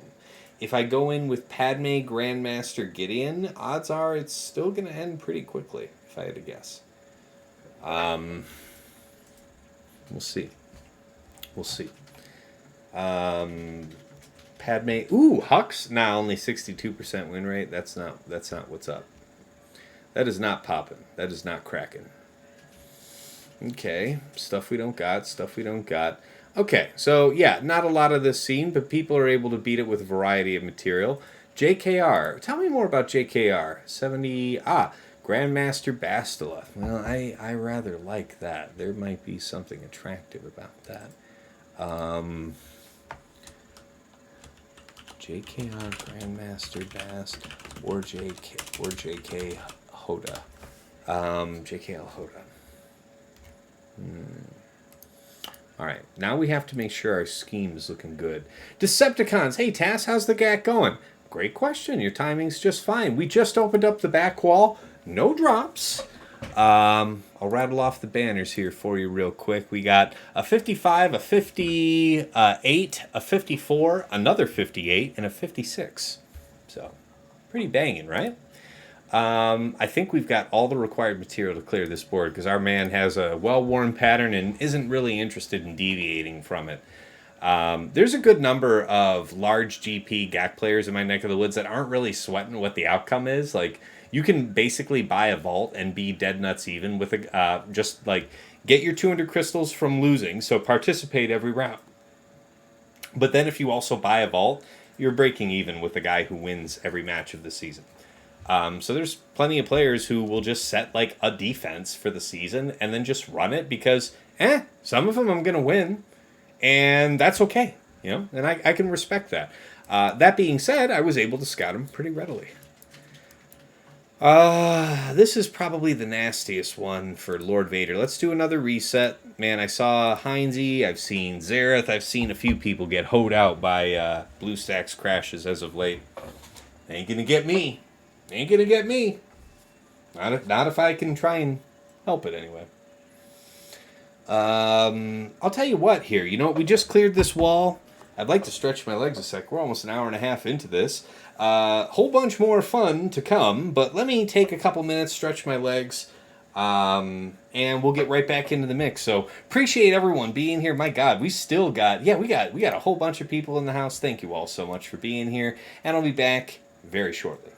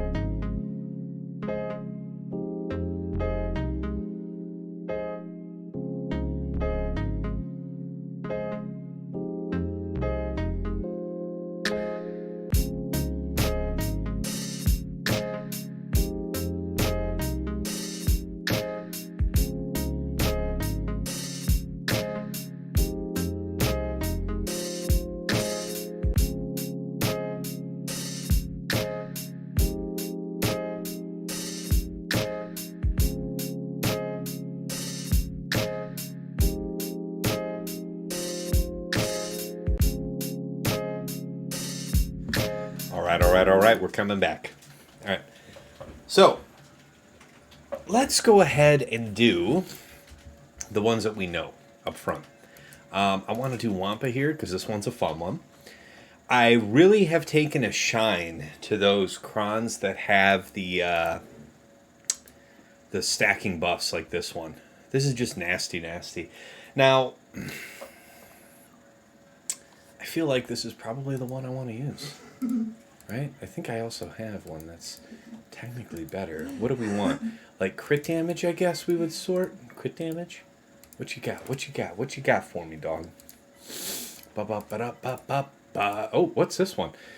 A 48% defense, some crit avoidance, some prot, no health, little offense, got all the good back slappings. Ooh, fancy. Yes, we got the smooth jazz for that waiting screen. It's true, Nomads.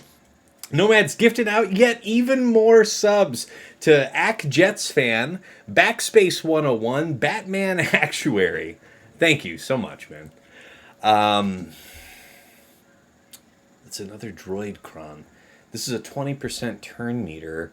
Great stats, but it's not the right level 6. I really want that big beefy slapping. This is probably the one I'm gonna run with. 25% health, 63% defense. Somebody else can likely make great use of that. Maybe Iden, but I don't know. I feel like this is the recipe though. Great stats, and the level 3 is just slapping. Have at it then, young lady. Get him.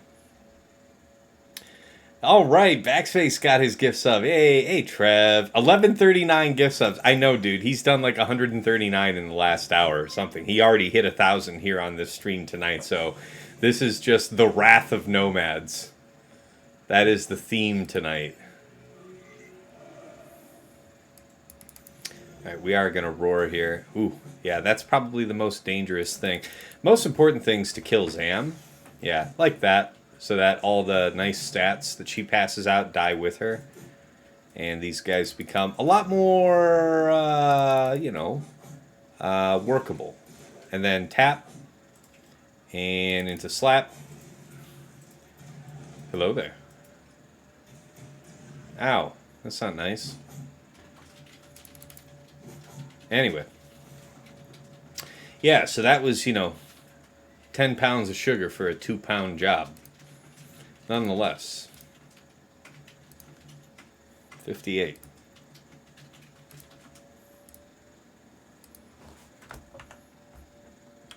Yeah. Now, sortie. How did I want to deal with that? Maul was going to be the trick. How fast is this one? Because you're plus 35, so you're going to be... Yeah. Plus, so, hold on.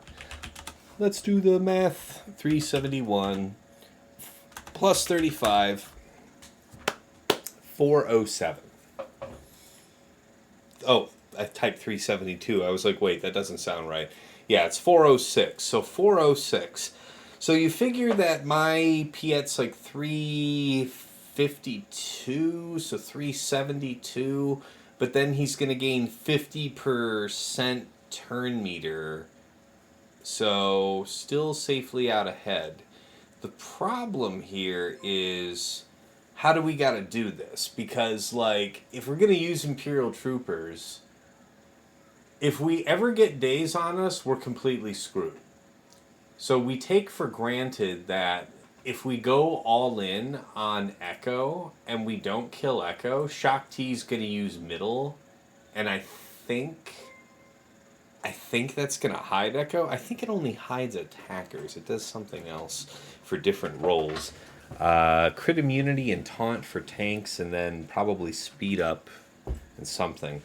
But what I can't say I'm not a little worried. More gifted subs going out, man. Yeah, the gift to Blimpinel. That's funny. I haven't heard that pronunciation. But another couple gift subs from Nomads out to K's0122 and QT Gee. I'm 11. Support gets speed up. Okay. So, still vulnerable. An intense amount of stat being added. 82% armor. And whenever they inflict a debuff, max health. Whenever they inflict a debuff. So it can't be resisted. So that means that if we did like Bastille Elite Jedi against it, we'd still end up getting dazed. Feels lame, but that is how it would work. Show me win rates again for this. Well, that is true. You know, I haven't thought that this could be the team that we just quash with Lord Vader. We hadn't actually thought to assign Lord Vader yet. So that is completely fair. Yeah, Qira Hondo L3. We could do it like that. Do Lord Vader there for Qira Hondo. So, and then have Maul Candy Bow separately. So use like Lord Vader and Royal for Qira Hondo L3. Just dumpster it. Having Royal there does mean we lose banners. Qira Hondo L3. Is there any history supporting solo Lord Vader? That's the question. Qira L3 Hondo. Open up the filter. GLs. Anywhere Lord Vader featured twice. Only 2 times. 100% win rate. 58 banners. Oh wait, no, that was Nest. That's my bad. I clicked Hondo. 5 times seen for 58 banners. My bad. 100% win rate for 54 banners if you bring in Thrawn and Royal. I don't think I would spring for 2. I guess we even need to spring for 1. It's not like he can be kidnapped. It's just going to be a long road. So I think Lord Vader solo might be our ticket for Qira. Which means, gosh, we have options. I like this. I like our odds. Okay, well, before we commit to anything else fancy, let's go ahead and do Lord Vader. Because if there's any complication with how that goes, then we will need to shift the plan. All right, here we go. Brendo Macabo, what's going on? Good seeing you here, man. What's cracking? All right, let's set up here. Bounty Hunter. So it's Fennec. Where you at? Greef Mando. All right, cron wise. I've used a few things. More of that sort of cron that I was telling you about. Like this. Whenever they fall below 100% health, they gain a bonus turn. I think I actually did this before. This has stuff we want. It has defense. It has protection and not health. So that means that we take less punishment from dots. Yeah, I feel kind of good about this. It isn't like, technically speaking, the best one, because I think Blind, Scoundrel Blind would be the best. Come to think of it, though, who is using this second one? Who is using this? Well, we don't even need to use a no revive, and we don't need all this offense. We know that from experience. Whenever they defeat an enemy, they take a bonus turn. We don't need that. This is pretty nice. Whenever dark side allies use a basic, yeah, man, that is pretty legit. Galact, 13080, 10k, and a beer. Whoosh. Or did I miss calling someone out that you subbed? Yeah, I see you got B Pimpinelli and Decepticons. Yeah, we called out the others. Okay, I think we're current. I hope so. Alright, this will be the way.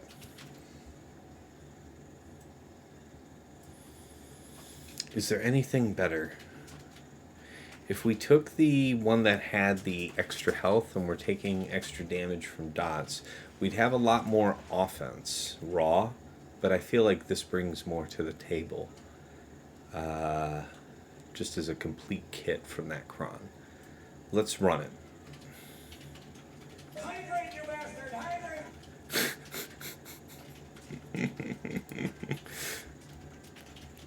Where's the comment for that? You played Hydrate. All right, man. We're going to do it for you, Nomads.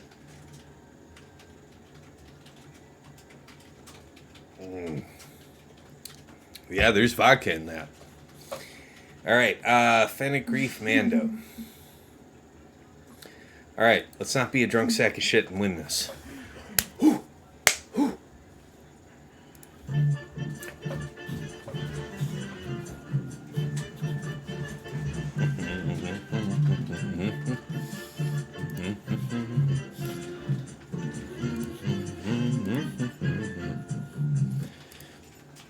You basic him. Do do do do do do do do do do do do do do do do do do do do. Kick the shit out of him. That's not very nice.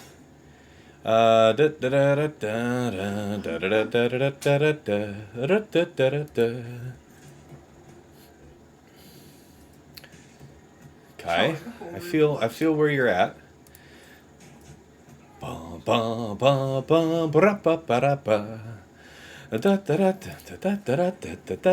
course, because you don't have your buff. No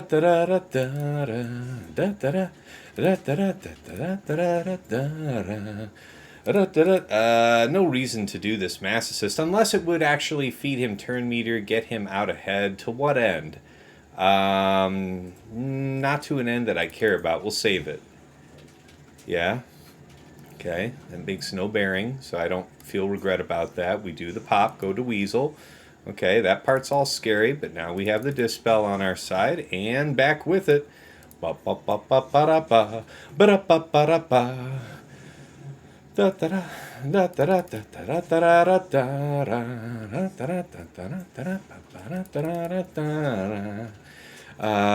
Just the basic, I think.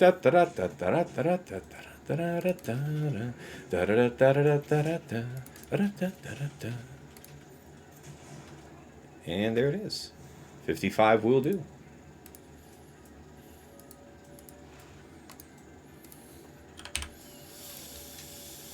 The Cantina Jam, man, a lot of video games were played under the influence of stuff back in the day to like a YouTube like remix of the Cantina Jam. Lot of League of Legends played. That and like Scatman John. Yeah. A lot of that on repeat too back in the Dizzy. Gonna just say.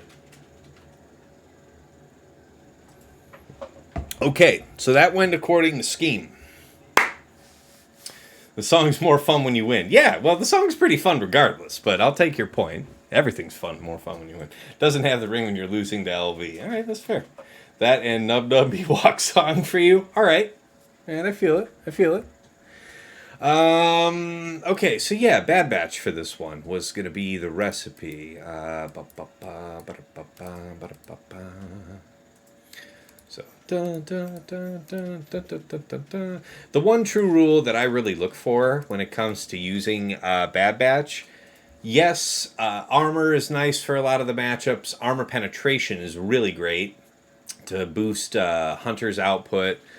Offense for the similar reasons. All that stuff to boost a physical attacker like Hunter, all legitimate. For me, I need potency. I need to know that I have near certainty, as close to certainty as you get, that my debuffs are going to land. Now, Tech has just a crazy amount of potency on his own, and then with another 100% tacked onto it, I feel good about our odds. All right, Hunter, Echo, Tech, destroy Rolo and proceed with your life, basically.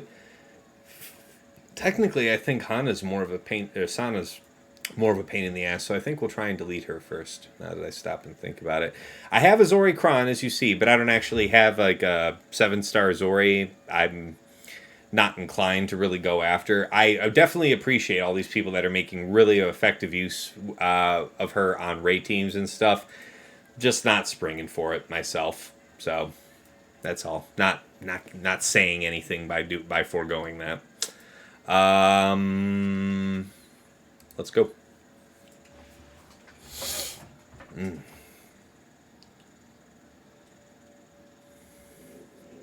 Okay, so we dispel buffs. That feeds turn meter to Tech and dance. Okay. So now we have this, so there won't be any, well, actually everybody's stealth, so nobody's stealth. Does that mean that we want to do this first? We could do the trade first, still get out ahead. Actually, no, if we do that, well, you will be able to call this, so that will happen on time. All right, let's do it. They're all still dazed, so what the hell do I care? You're not going to die here, but you might die here. So I think I'm going to take the risk that we just, can shit stain you. No regrets. Might as well just basic. The turn meter is very high on Echo, and there's not a lot really gained. Ooh, man, we're almost Johnny on the spot there with that. Yes. We will take that and run. Dispel this. We refill up our protection once more. I think the trade back here means we get to do the call again. Yep, and that should close her out.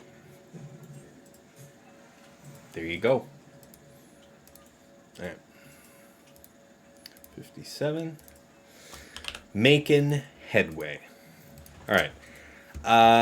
Maul Candy Bow versus Sortie. Do we have all this sorted out proper? Maul Candy Bow feels awful strong. But yeah, this Sortie team's actually not horseshit either, though. So, must view with respect. Yeah, there's a bunch of damage there. Oh my god, yeah, a lot of turn meter, too. Well, alright. So, what do I remember about doing this? I mean, you kind of are trying to blow somebody up, but then it's like you use a Scoundrel Cron here for sure. Now, there is Expose, but I don't think that really matters. Alright, so it was still going to be Maul Candy Bow, yeah? So we don't need... We're not using Watt anywhere. Does that feel right? Sortie BB-8 T3. Sortie BB-8 T3.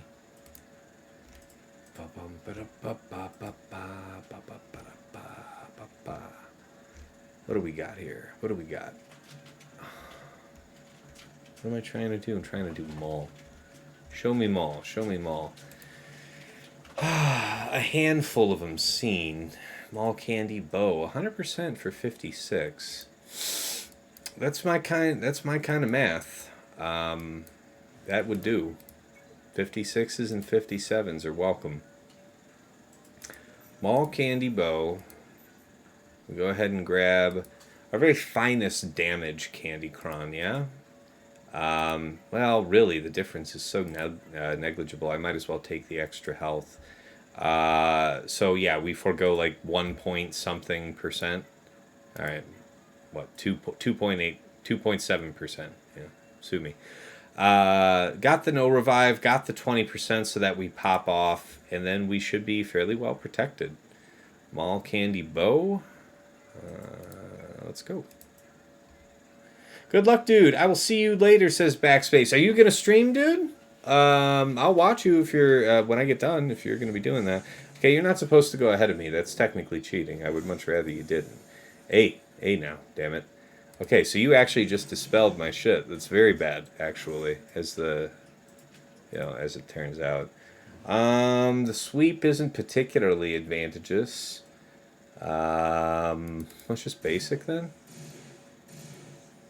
Okay, so you're at 4. I would much rather you be at 5. Let's basic here, and then we're gonna middle. And so, I mean, the jig's already up with the good shit. So okay. So we got that. You already got that up. So let's just go ahead and sweep like so. The offense down's helpful, if nothing else. Okay. So what we'd be looking for now is, geez, this got scary. Stop it, goddammit. Okay. Now we would like to get the buff immunity on. Okay, so you don't want to give it to me. All right, ain't your real dad. You don't got to do what I say. You got me there, friend. I think this is the death of you. Yep, I was accurate about that one. Yeah, okay, so that's kind of waste. And then we could just middle here. Yeah, and I think we're just buying time again to come back around. Because, boy, oh boy, do we got time on our side. We're so capped off thanks to Bo-Katan. We're living the life. We're doing all right. Just basic here so that if the opportunity should present itself, we can just absolutely concoct T3. All right, we're back up to 5 stacks. We're lucky we got that crit on the basic. Very nice. T3 looks about to reveal himself. That would be welcome. Unable to gain stealth if we land the buff immunity there, which would be pretty neat, all things considered. Let's go for that. All right, that's good. You can't hide from me, so you're certain to die. You don't get VIP anymore, and as long as we kill you before the next turn, ooh, looky here. We could use this to kill and be at 5 stacks.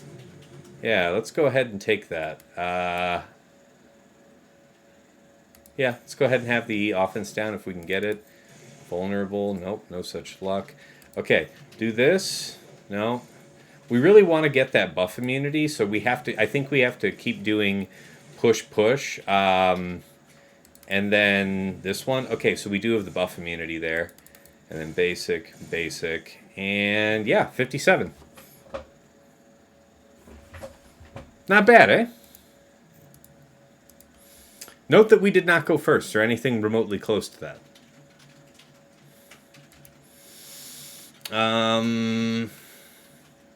Okay, Maul Candy Bow, 57. Okay, so Shock Echo. I mean, there's a couple things. So let's deal with Shock Echo a little later, because if we have a couple different options, then we'll choose the best of them.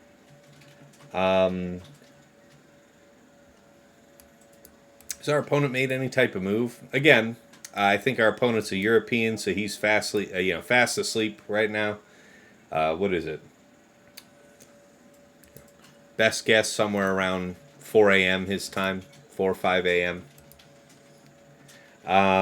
This Savage Talon thing, man. So I feel like Grand Inquisitor could also handle that pretty readily. Where did I have that assigned? It's such a weird team, too. Sav, Talon, Nest. NES. And then Trio Padme, really? Yeah, Padme. Huh. And Padme, really? Padme. Well, I guess we might end up having to do that way. What did I have written down? Oh, that was what we were going to do. So, all's well that ends well. Carry on. So we end up doing that little bit, but that's not a lot. So it ends up being like this then. It goes you, Grandmaster, they said. So let's just throw Ahsoka in, drop her here, and then we go pick up Gideon. Why does that matter? Well, there's no assist call, so it doesn't actually matter. Normal best practice is Grandmaster in second or fourth, but whatever. Okay, so what do we want here for this one? Physical damage, so we would like armor, if at all possible. This one is 177% armor, and then debuff does blowout to people, so fair enough. And then we go way off of that. That's our Grand Inquisitor Kron, so that's a no can do. What about defense? So defense, and then we're... Okay, 42% defense is probably not terrible. And then let's just see what health looked like if we skewed for that. This one is the Imperial Troopers Kron, so that would be reserved. So the question is, what are we using? JKL would really like to have this. JKL would really like to have this. But the resistance penetration is also useful to Grandmaster. That's tough, man. This is the Kron that we want to use, but do I want to use it with, the absolute Mega Deluxe? Technically speaking, the more health we add, the more value we give to exposes from Nest. So what about protection then as an option? Oh man, only 10%, really? So what was the defensive choice? Like this one, 42% defense and 8% protection. We don't need the turn meter to start the rip. Tank revive is wasted, but this is a low level Kron in the relative scheme of things, so I'm not too worried. I think we've got the goods. 3:50 a.m. in Germany, if that's where he is. Hey, yeah, rolling up on 4 a.m. Okay, there you go. Says, I am Philip B. Fair enough. Just plain daggers, people. You're not, okay, maybe back on Discord, backspace. All right, man, I'll try and catch you. I'll try and catch you after the stream. Okay, so how we want to pursue this? Savage is going to taunt, so we're just going to have to kill him? That would be my guess. Let's see how that goes.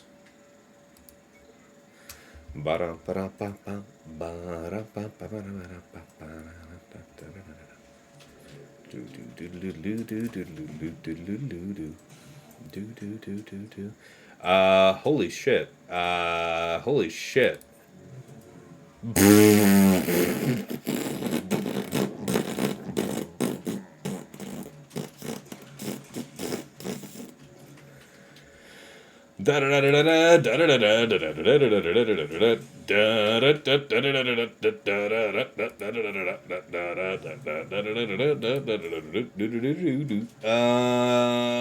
Yeah, so stun you? No? Okay, well, what's important is we tried. Talon, take a turn maybe, sometime before the end of the next century and or eon. This is probably not the droid we're looking for. Would be better to go for the stun or the turn meter reduction. All's well that ends well. And let's do this.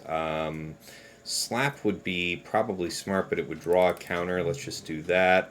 And now she hides from us once more.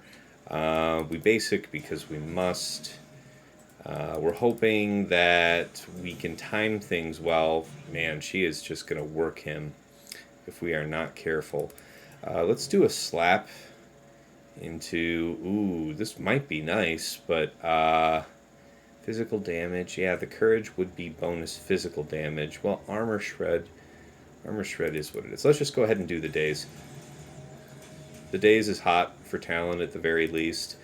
You there. Die. Well, alright. It was mostly what I was going for. This would be the moment where... Yeah, so we would want to be able to kill Nest here.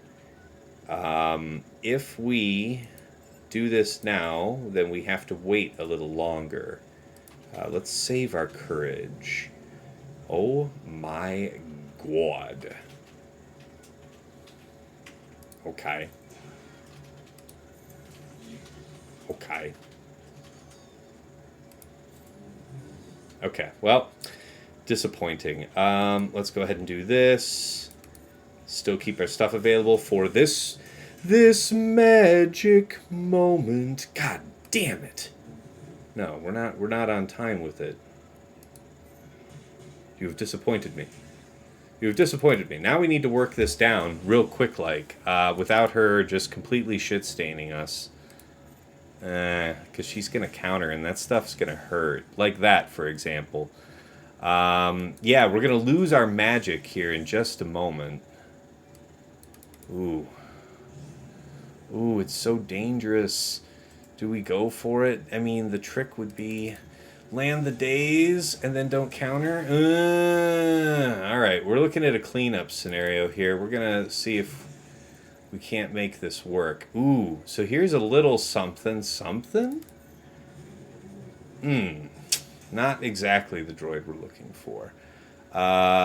Just a basic, if you please, since we're all stuck here. Slap is fine. Yeah, we're probably going to time out. It's a bummer. That's our first drop.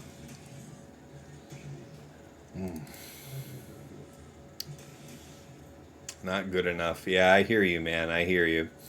I hear you. I feel the inadequacy. A minute to go.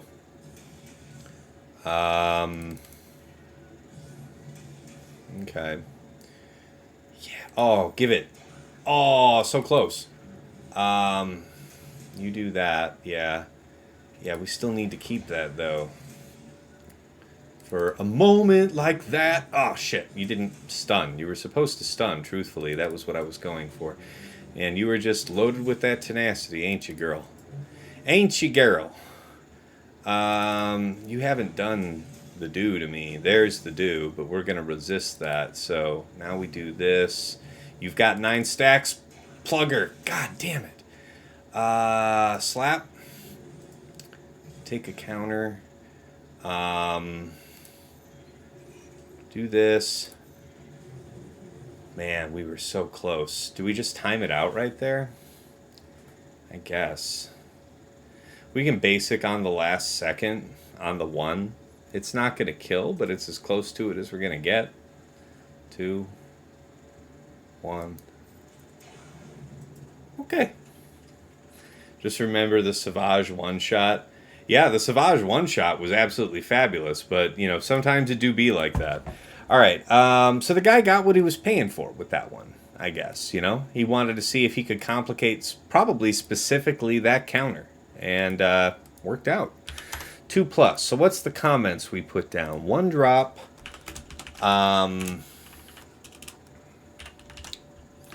Nest consistently focused Gideon, and once we lost him, we lost the ability to get enough courage to one-shot her health.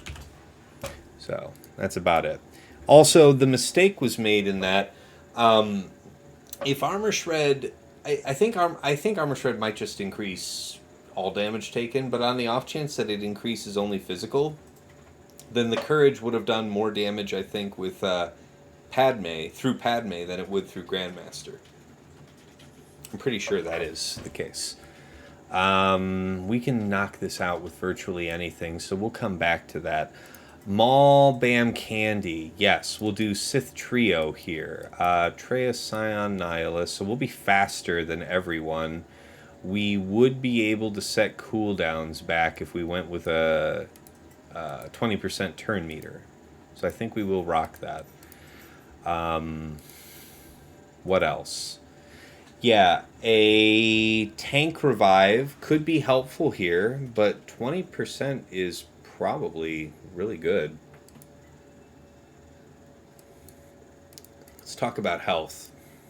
A 20% with health and that's the droid one, though. That's the one that we need to keep.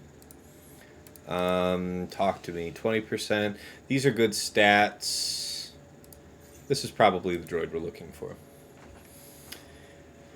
Nest heads be freaking out. That was like their Coachella. Yeah, man. I mean, it is great when Nest is able to bring you defensive value all these years later. So no hate for that. That's certainly the case. All right. So what does this mean? Traya's first.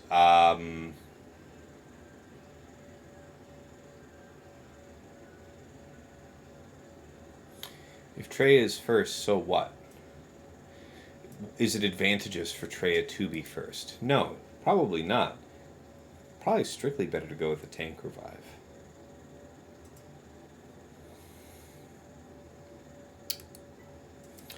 What you got for me? This could be the one.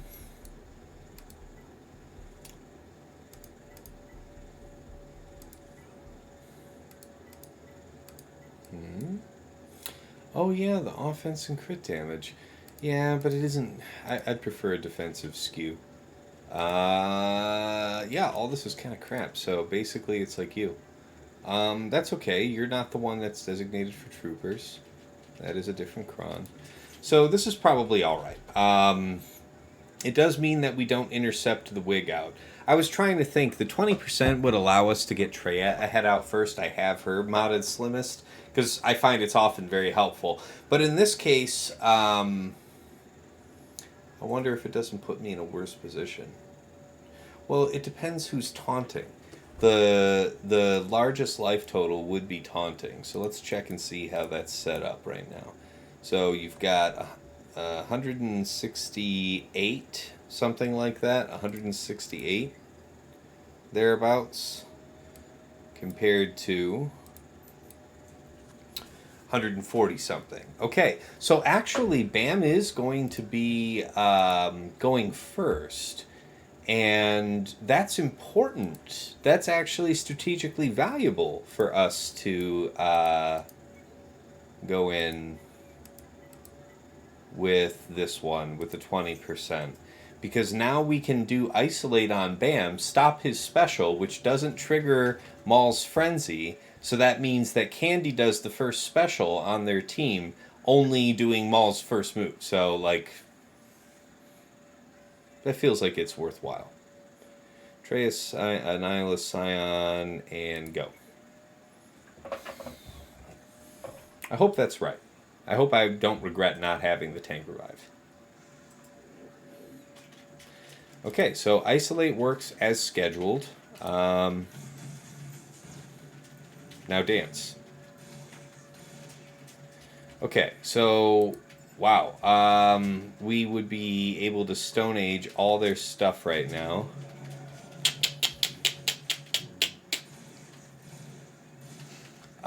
This is quite key. Yes, we'll do this. Get pain down on everybody.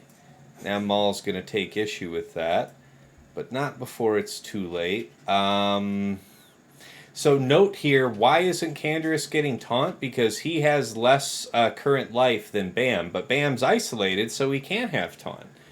So that means we can kind of just look at Maul right there and go like, slap. Spoiler, I have an offense modded Traya.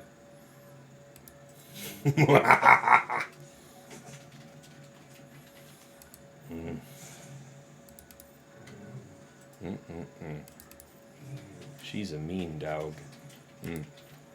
Boy. Yeah, that 20% felt right. They never had a chance. They never really entered the fight. And usually, Traya is like 54 on most fights, so dig that. That's my only drop. I could live with it. I'm hoping we can cause this guy some heartache. Lord Vader was the recipe for this one. How do we want to work that? More of that crit damage-y buff thingy?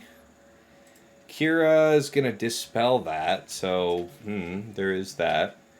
Armor penetration, crit damage, so that's this one, this one. Ooh, this could be our other opportunity for that cron. JKL, Hoda, Old Ben, that's what I'm saving this armor cron for. Veer's Dark Pit. So if we took in this very high amount of armor, we might have still kept Gideon around when we did the Padme. So, you know,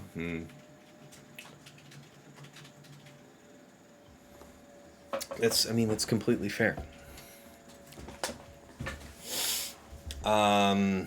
Just needed to have enough armor, I think. That's probably my bad.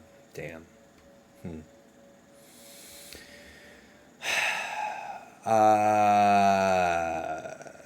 Qira Hondo.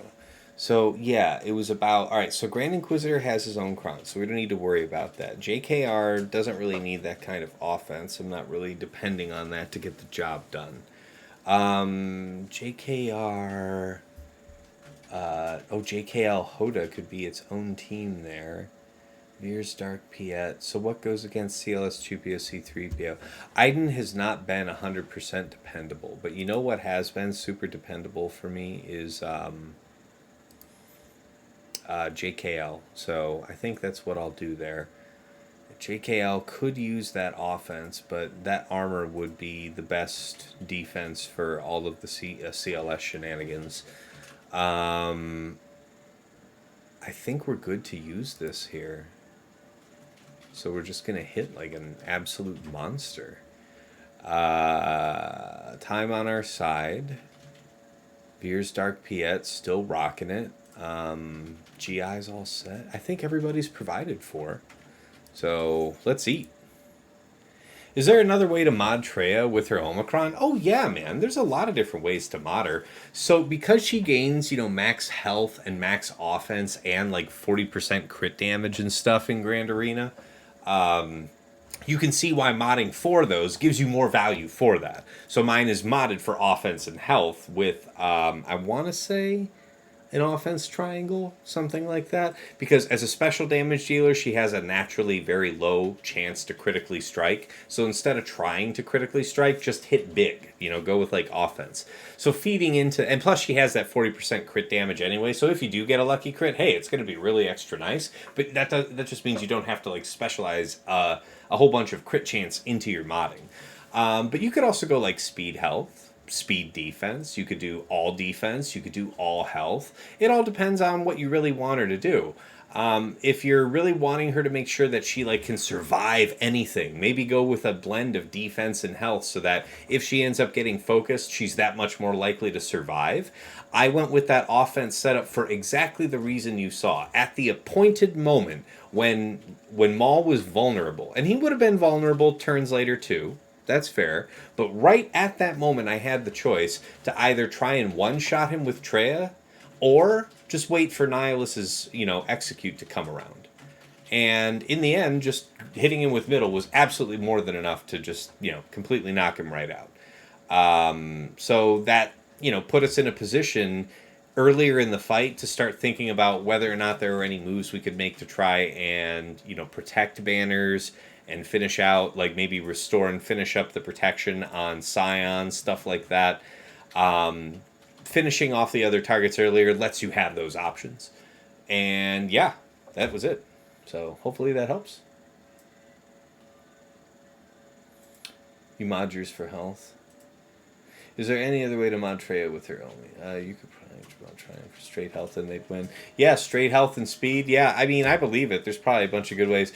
DPK is like, oh, I was being facetious with the question. Oh, good job. Good job, Napoleon. You really got your strategy down with how to communicate versus text. Good job, Cal. Hey, Stark, what's going on, man? Thanks again for the chat. Yeah, happy to help you today. Yeah, Stark asked me to be a guest on his stream tomorrow, and he asked if I might have some time to look at what his plan was for GAC, and I ran him through how I prepare for it. So hopefully he's in a good position. We'll see how that goes tomorrow when he does his stream, but shout out to Stark. Here, let's do that. Shout out at Stark Strategy Gamer. Alright, let's gosh, is this a waste or what? That 20% with Darth Vader could be crazy if it was needed somewhere. But we're just going to rely on the extreme brutal power of CL or of my JKL. All right, let's just do it, ladies and gentlemen, boys and girls of all ages. Kick the shit out of them. That's an issue, not a ish me. Oh, you're so funny, DPK. You're just a big funny guy. All right, let's roll it. Roll that beautiful bean footage. What are we doing? Is there anything that I need to worry about? No, not really, bro. Just kick the shit out of them. There's nothing for me to think about. I'm just here to do stuff. Y'all just have fun.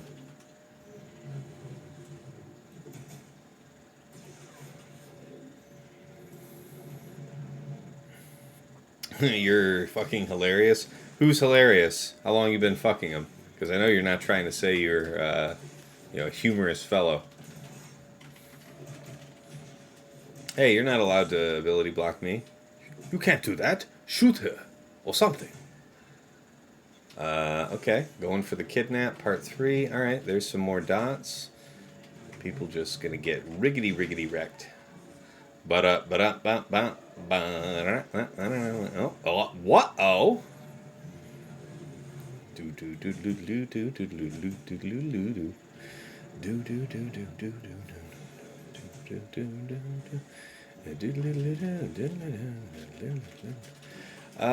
Probably kick the shit out of L3, honestly. Just keep focus over there. I don't want you to split focus. Just go after the tank.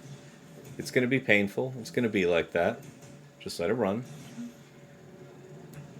I looked at my Traya on 2 accounts to see how you actually mod, says Brendo.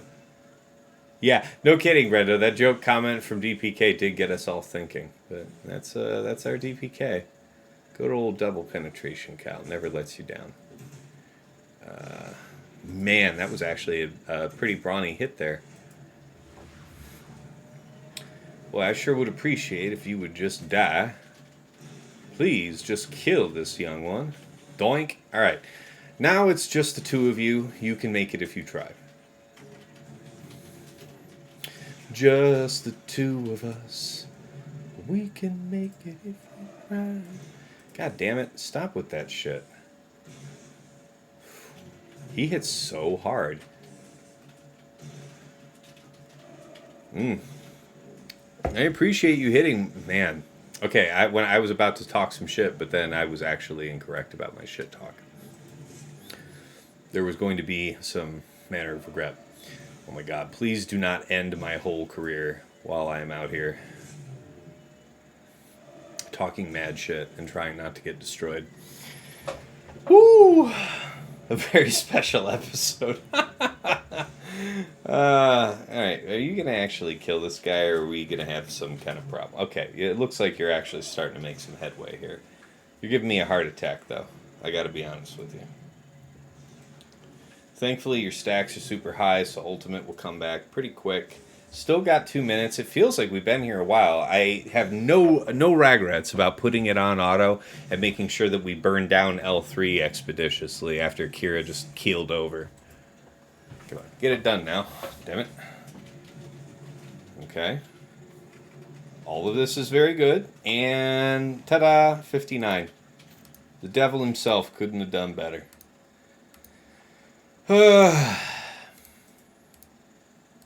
Alright, I feel a little bit better about that, having these couple of this snafu here with Nest. Alright, now this CLS. Yeah, armor penetration out the wazoo, so glad we're going with our heaviest armor cron here. We're going to do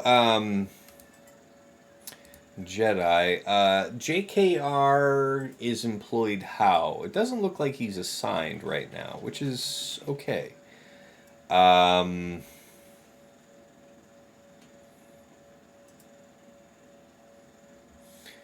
What's the cron on the RJT team, though? Health and a lot of armor. So we don't depend on doing critical hits with Dark Trooper. So that doesn't help mitigate anything. When they gain a buff, that's fine. But whenever another ally recovers protection, so she'll get cover. Yeah, there's opportunity for that to be problematic after the first set of moves. Did I have anything in particular plotted for that? Ooh, Hux would work as well. Hux would work as well. Hux, set FOTP. I feel like that's probably even a better way to go. Locking out, I mean, we'd be for sure faster. We would definitely have the damage to outright focus down resistance hero Finn, I feel, if we went with Hux. So Veers is looking like back burner. Veers might be, I don't know, do something else to finish Nest. Never mind. Veers could be our solution to the shock echo thing if we wanted to use GI in another way. But yeah, JKL, Hoda, Old Ben. Wait a minute, hold on. So CLS Chewpio C3PO could almost certainly have no problem getting destroyed by Grand Inquisitor 7th, 9th. So if that's the case, we saw that JKL, Hoda, Old Ben... No, just JKL Hoda was enough to beat Shock Tech Echo. I find that very interesting. I think we have an incentive to consider options that let us go after things with undermans. Finn might get shot off. They probably won't take a turn with Hux. Yeah, that's kind of what I'm feeling. I mean, let's talk about this a sec. So we would have the 20% turn meter on our side, but we wouldn't really need it. How fast are you? Yeah, I mean, you're kitted for some business. I have respect for what you're about and everything. But I guess the added benefit is we would have the added assist opportunity. So, Hux Red, FOTP. We can go with a 20% turn meter. Not this one, that's for troopers. This one could do. It's crit damage, it's 20%, little smidge offense on it. That seems like the recipe. Let's close out these guys. Finn might get a shot off. We'll soon find out. Alright. So there's where our 20% goes. So we get to have our call here. No reason to not go with the special. Oh my god, real?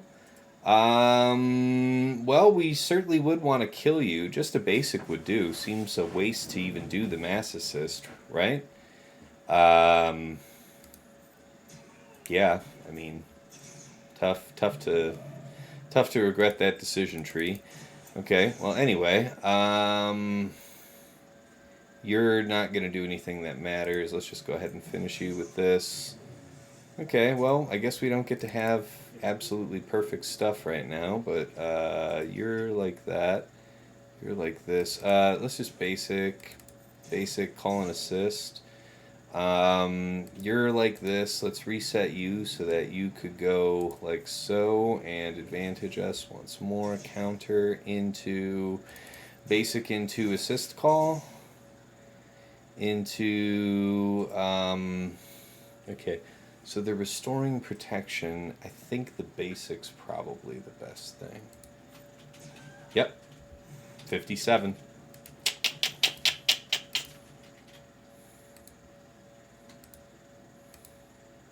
Well, I'm pretty damn pleased with that.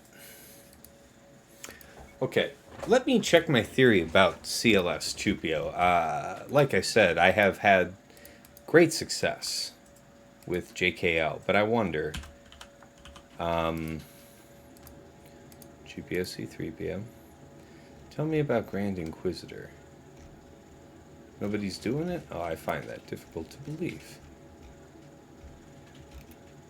Show me 63%. Good God. Alright, well. Tales of things we won't be doing. Chapter 1. Alright, on to the Tales of the Jedi then. JKL, Hoda, and Old Ben will do just fine. We don't have any reason to really super need Mace. Mace has been good to us in the past. Not for nothing. But having him around has been pretty helpful too. We don't expect the hand wave to really do anything. We grab this cron for sure. 63% of the time it works every time. Yeah. You're high because I thought that was Finn and lead, not JTR. Oh, I see. JKL, Hoda, Old Ben. Yeah. Just so long as we put up the taunt after Chewpio does the dispel, then it wouldn't feel silly. But otherwise, we should still be okay. Actually, JKR, Bastila, and who? Ezra. That's a team that we would use. So we would not be using Old Ben elsewhere. So Mace is specifically better because it would just be another assist call. So if you do a big hit with JKL and it almost kills one of these guys, Mace can have your back. Note that my JKL naturally has like 14,270 damage and almost 80% crit chance. So he's going to hurt.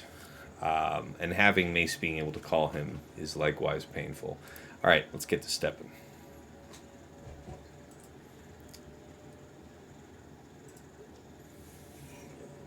Okay, yes. And a 1 and a 2. Up. So yeah, you've already got the stuff. You don't actually have the really good stuff, though. We could rip turn meter from you, which feels pretty good. Actually, that's also really good. So what do we want to do? We could do this and just keep you, like, jammed up for a second longer. You're still in your original stance, so fat chance on ability blocking you. But you do have vulnerable, which you're about to dispel. So let's go ahead and take the money and run for the hit. Yeah, okay, well, there's a lesson to be learned here. Alright, let's go ahead and dispel all that. Yep, gave him the added offense. Ooh, Jesus. Please don't. Oh, Jesus. Oh, Jesus. Well, we haven't had that one quite happen yet to us, but let's just be sure that we don't have any further difficulties. Jesus. Sweet Jesus. Jesus, spare me. Stop it now, damn it. And a 1. That was the thing, so it just happened, so you're still going to have it.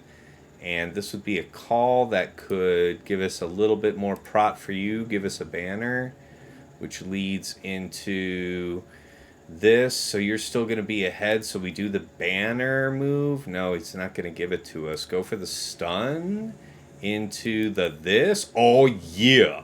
There's the banner we were looking for. Okay, so, I mean, it do be like that. 54.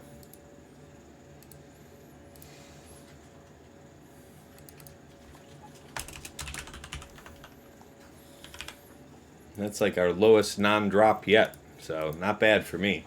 Take advantage of Shatterpoint to get more turns. We did. We used Shatterpoint. We used the Shatterpoint thing. Trust me. I'm trying out here, damn it. Okay, let's have a talk to you then.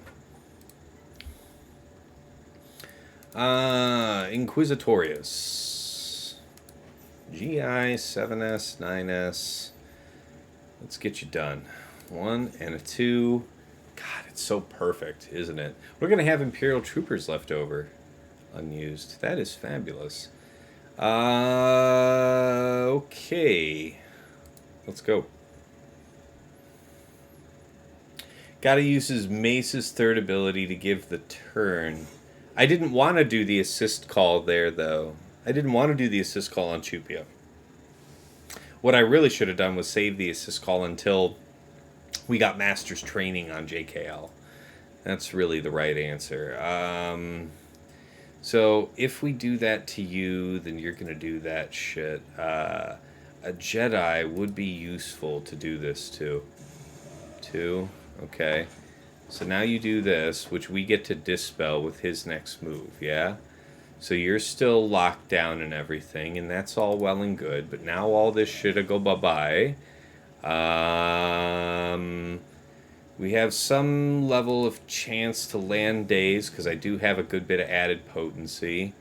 We're not looking at a crisis situation. Let's go for the basic. Do we get to... Okay, so she's almost active and almost able to do stuff that matters. Let's go ahead and top off while we're all here in the neighborhood. No time to try and be fancy. Let's just see if we can't get her dead. Alright, everybody's stealth, so nobody's stealth. We're restored on cooldowns, back in the business. Operation Don't Let Echo Do Shit is in full effect. Ability blocked and thusly destroyed. Baboom. Skadoosh. And the top off, if you would kindly. You could still land an ability of some kind. Let's just do that. Okay, and fully deflected. Perfect. Into the ability block, and for the finish. 57. Okay.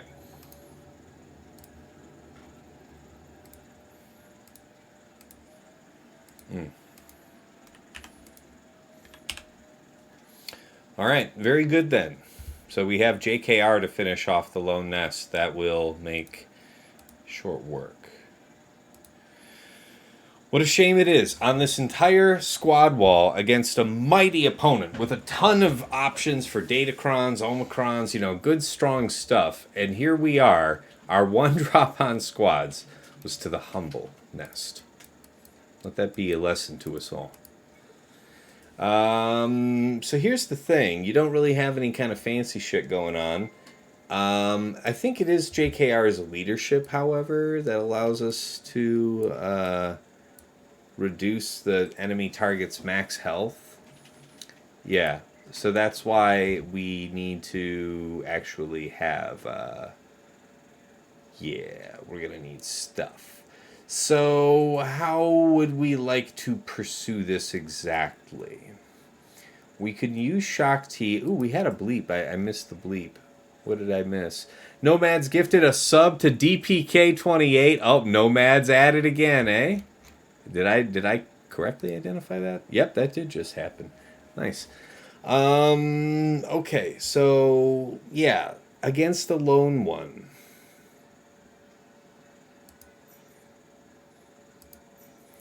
I feel like this is the right answer.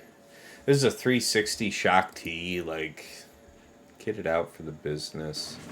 That one's the one for, so offense,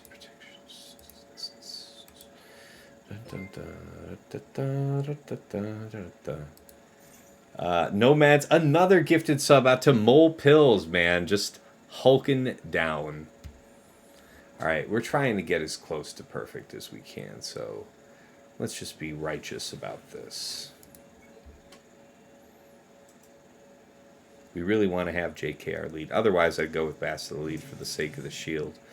But it do be like that sometimes. Let's see here. We could do this, which gives a heal there. And then Mark. Yeah, okay. Well, that's not my favorite outcome, but maybe a stun? No such luck there. Alright, well, we're going to be hard-pressed to... well, we are going to just keep shredding that, though, aren't we? Who's got highest turn meter? The swap here will get us a counter, to be sure. Yeah, the basic would be great to call. He's gonna have higher damage. We're already set up like this. Let's go ahead and do that. Do this to call. It would cap her off, get another 2 attacks in. We're just working the lady down, working the system. Okay. If we basic here, we give her another prod up, which would not be my idea of fun. We can do this. Dispel us. Mark her down again. No such luck with the stuns. This girl is not to be denied. You will be dealing with her taking turns. Okay, we gotta try and cap off there. Another trade off of this away. Keep the turn meter a moving. Keep calling him. Again, we're just doing our damnedest to try and finish with absolute max banners, given what we've already suffered.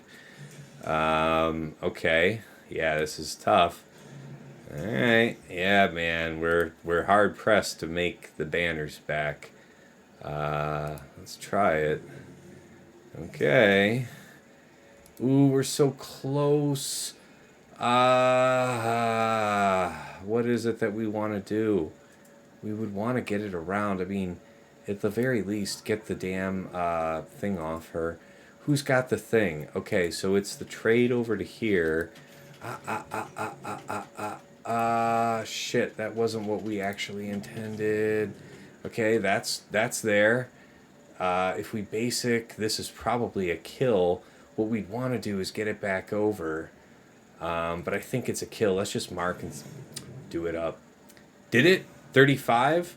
35 is the maximum. We killed 2. So that is it. We got... Hey, that was the droid we were looking for.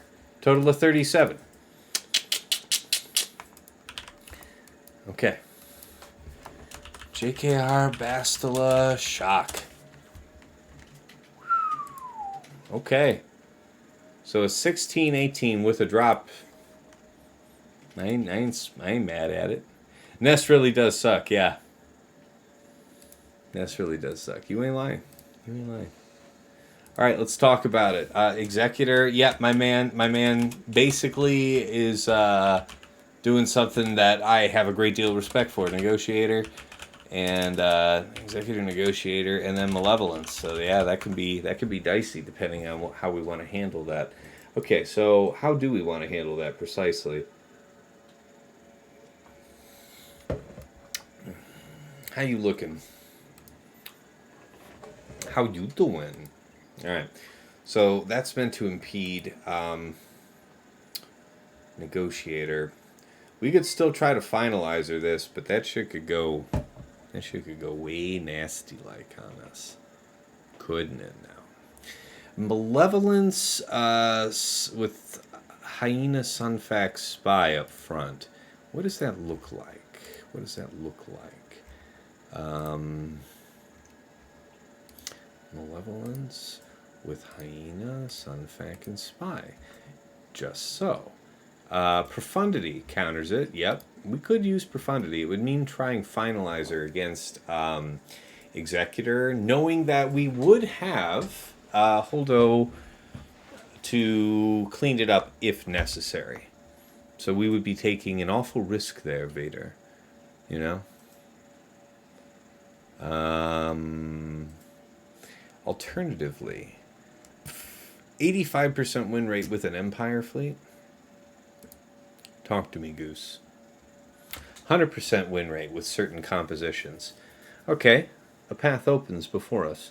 Negotiator. So, Negotiator gets Chimera. So, Chimera would be...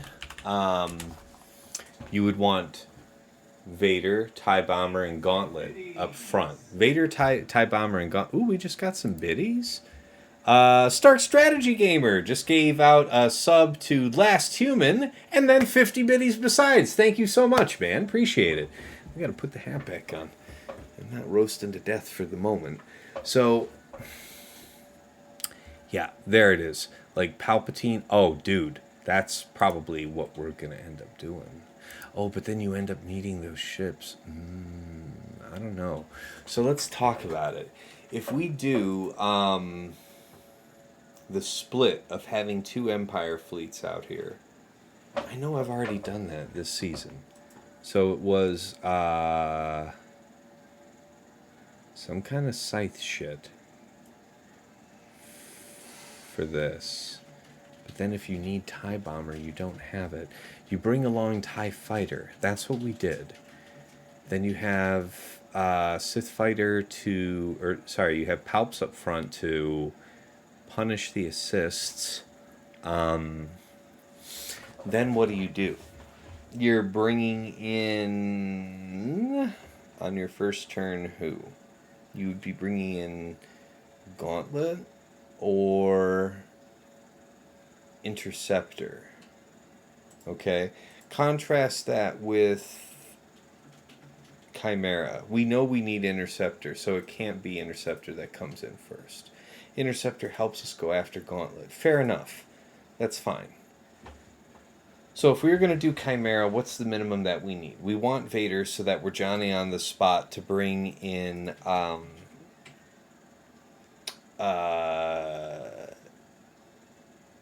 Interceptor so that we can go right after and destroy Anakin.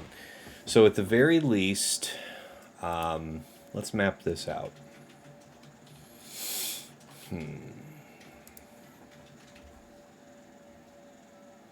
I guess I might as well check this fleet comp as well. Negotiator 1 and a 2 and a 3. Chimera, yeah, bomber, really? Show me the highest banners, would you? With TIE Fighter, no shit. Well, that makes sense. I mean, you would put it, hopefully, on Reaper, right? Or no, I'm sorry, you would open up like that. Okay, so if you're doing it that way, you're not using... Really, nobody's using Gauntlet up front anymore. Is that passé now? Is that no longer something that the kids are doing? It's not what's hot and popping and cracking with the streets? I find that difficult to believe. So if we do Scythe with...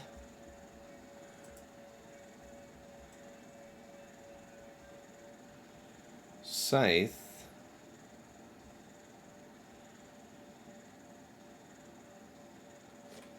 Really? Where does Gauntlet feature? Gauntlet would be up front. So Scythe, Gauntlet, Palps.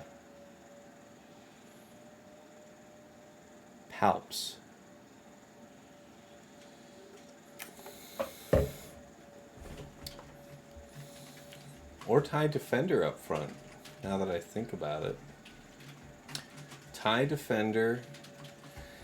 Yeah, but then we wouldn't have the advantage to get all that cool stuff from the reinforcement ability.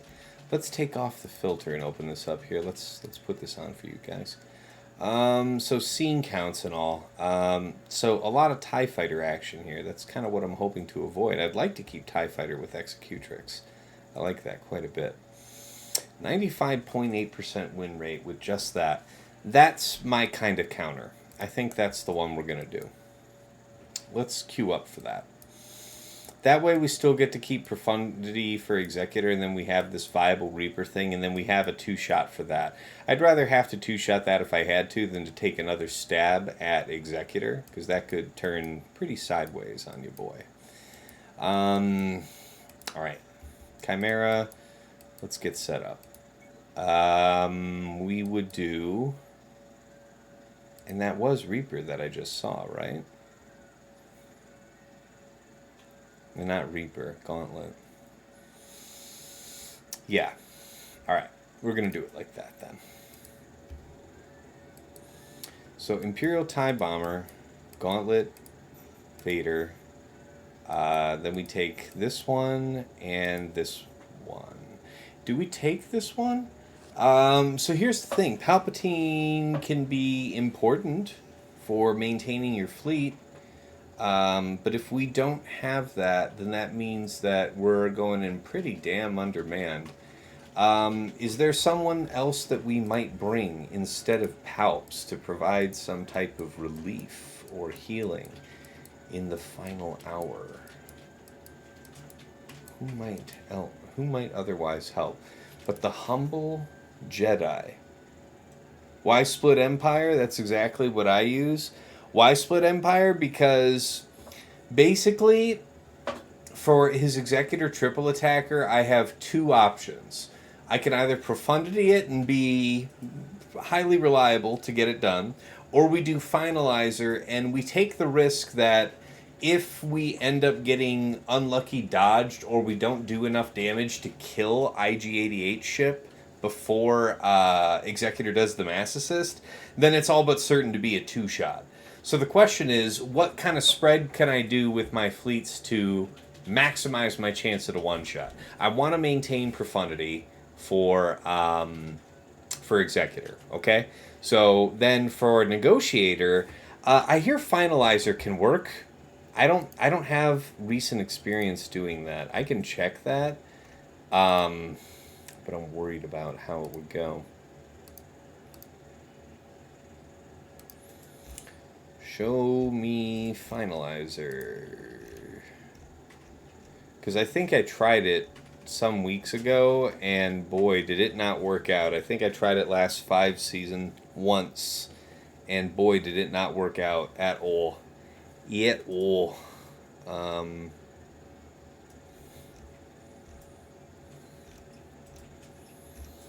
Boy, do you have to look to find a Finalizer counter. Boy, do you have to look. Finalizer, 54% win rate, 60, 100. Let's sort by win rate, all right? So 100% win rate with, that's kind of interesting. So you would go on him. You bring in, okay, what if we did Finalizer here? He gave this a try. 65 banners, 68 banners? Wow, you could pull off some pretty neat shit. So how does that work exactly? So if you're doing this, then you do the basic. You're doing basic. Let's think about this. If you start with, wow, that is so cool. Sort by average banners. So, okay. So 50% win rate with that. That's kind of crapo. So a winning composition twice. Looks like people are using this decently often. Okay. Okay. So you see this? Well, that's pretty small. Let me blow it up a little for you.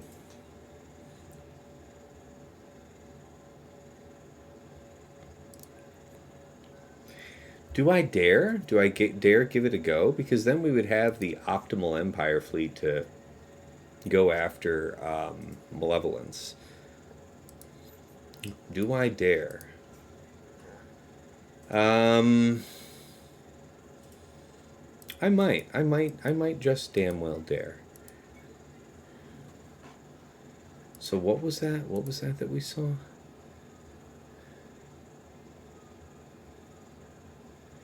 So you're bringing in the tank.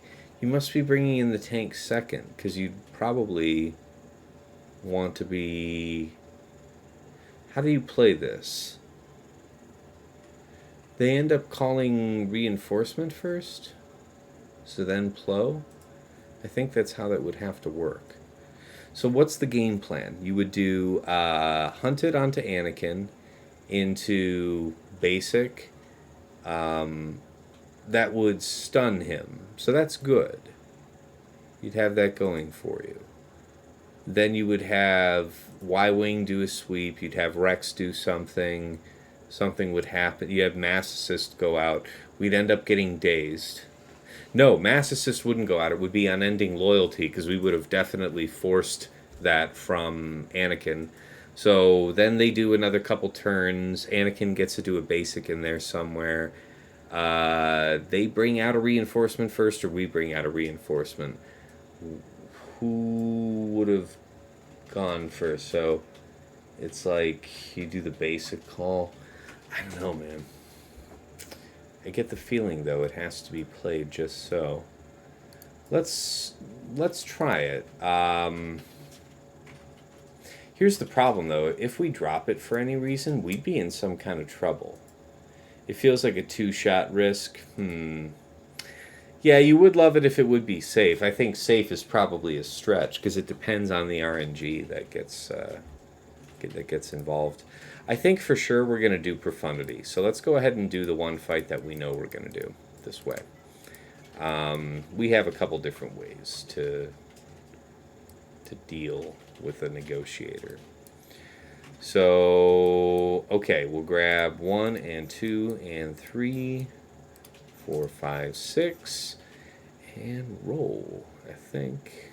Yeah, that should be good.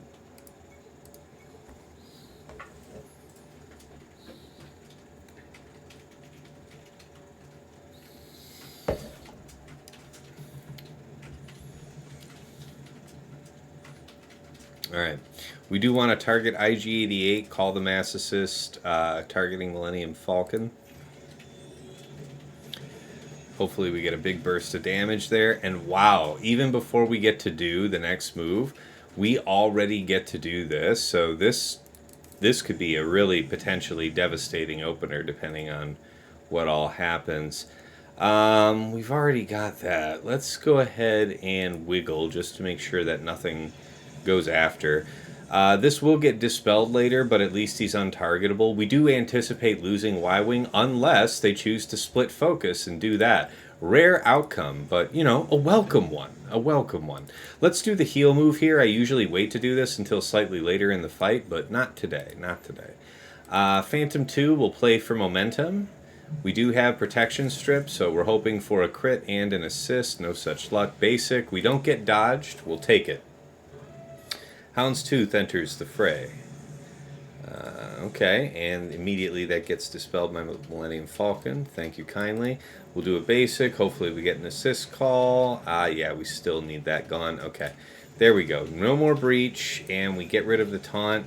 Back on Razor Crest. Let's go with Cassian seems pretty appropriate here. The defense down will be nice. We'll do the call on Millennium once more. Okay. Basic. Yeah, let's just finish that. Let's put this up. Okay, I respect that. I do. I really wanted to do Suprosa right there, but we're just a little off time for that. The heal is nice. We're pretty much square on banners now. So if we can just get it done in time. Alright, Boba comes in, does a little something something. My preferred would be... Ooh, geez. Well, I guess, I mean, this is okay. We'll just dispel you. And now we have Suprosa. But I really want a middle here, because that's a big hit. Yeah, we really do want Boba gone ASAP. Alright. We can go ahead and take defense pen, that's fine. No harm. And send him to the shipping and receiving department. Okay. Suprosa! Damage immunity online. No more worries. No more problems.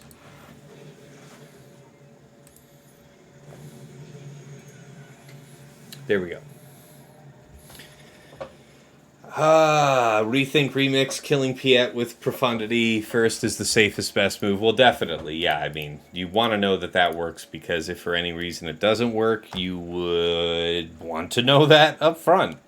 So, Profundity, 74. Nice. Very nice. Okay, so yeah, it's like, you got a couple different ways to go here. So, what does that look like? You know, what if there was like a cool finalizer counter to this thing? We could bring Gauntlet along to make it feel safe. I wonder if I might research that real quick. A malevolence counter for that. Show me that. 1, 2, 3, 4. Finalizer. Alright, it's gotten hot again. Oh.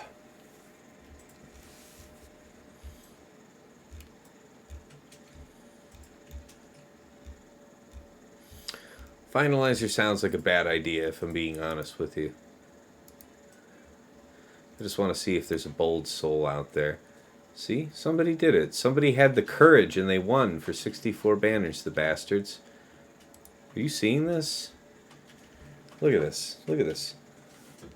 And that is unfiltered. So only 3 attempts seen. 2 100s. What's the common element? Both of them start with shuttle. One of them they started with special forces. So I was thinking special forces would be hot. And yeah, one of them brought in gauntlets, so they're right up my alley with that. Let's think about this. So if you do this and you go out on ahead, you would have Finalizer put Hunted on Sunfac, or on Spy, I would assume. And then you would have So let's think about this. The problem here is Sunfac, right? If you maybe you need to go all in on Sunfac, because if you don't, what happens to you? If you don't kill Sunfac, you'll have someone get stunned because your dudes are going to have advantage.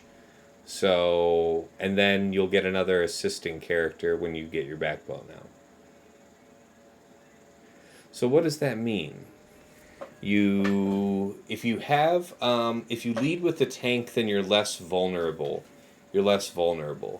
You could do basic, right off the rip. You would have advantage, so you'd have to hit Sunfac. So that's maybe another reason to go after Sunfac. Yeah, going after Sunfac is the way, says Macabo. Yeah, I mean, it feels like that's the right move. And then an easy Empire fight. Or we have an easy Empire fight versus Negotiator and something a bit dicier against Malevolence. What else did I do?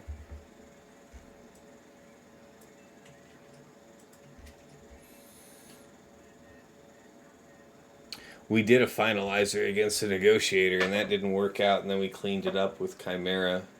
But we did Executrix against Malevolence, and we got it done. So, that was episode 4. I didn't put any comment there, did I? There is a Executrix counter that's going to work for this, so I think we're going to be good. Let's map out that Executrix counter for this then.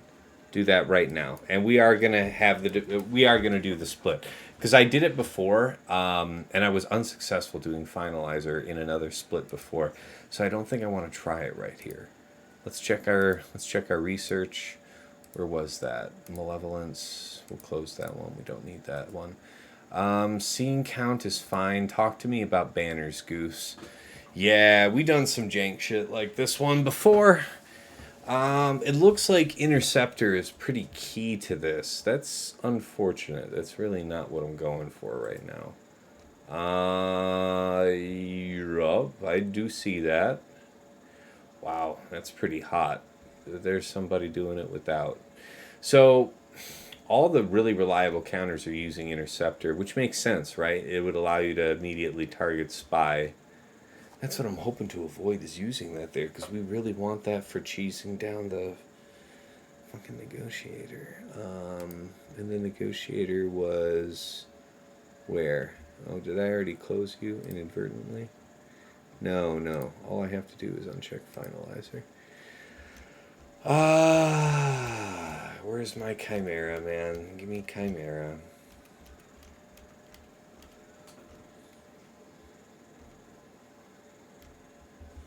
There you go, buddy. Average banners. Okay, good. So yeah, so you're using Interceptor as well. Oh, isn't that nice? This makes a lot of sense. So you start off like that. That's pretty cool. Yeah, using Interceptor. All these are using Interceptor. So you can't be everywhere, bud. So, okay, now that I can dig. I can get with that. Alright. What's absolutely required for these counters to be reliable? People are not even starting with Scythe. How interesting.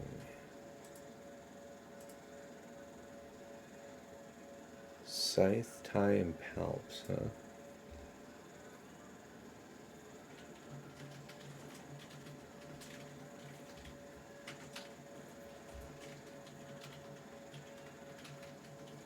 How did I do that one? That was episode 4 against Bones. Let me pull up my stream. I wish I could remember how I did that.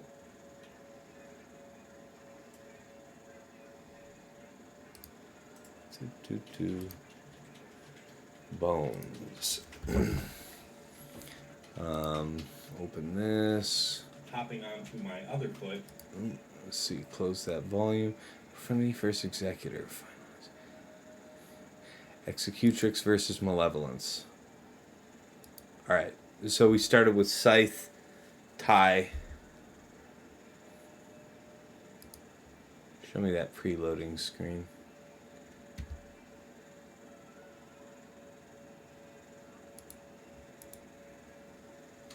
Come the fuck on.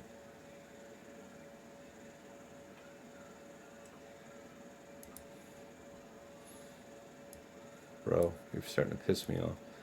Back up. Go in. Load the damn fight.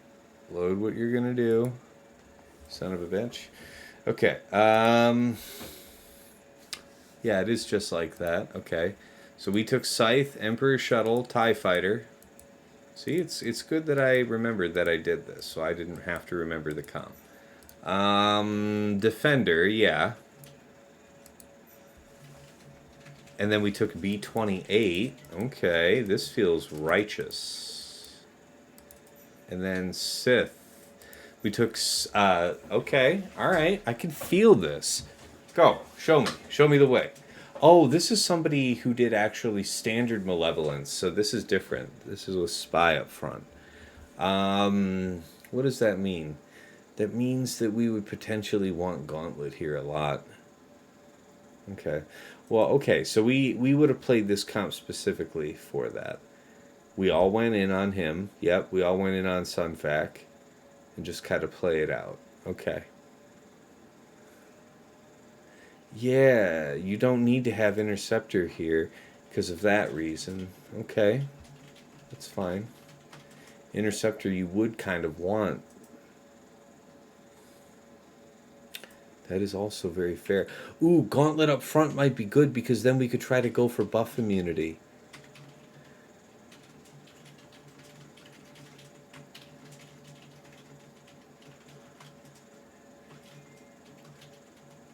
Okay. Yeah, B-28 is what I brought out next. So this can get a little hairy. Alright, so how does this go if we do it like this? You would get to do that, maybe land buff immunity. Pull this out. But we have no way of getting rid of the bad shit. That's the issue. I think we're going to end up getting to call in our dude first. So that means that having Gauntlet out front feels smart.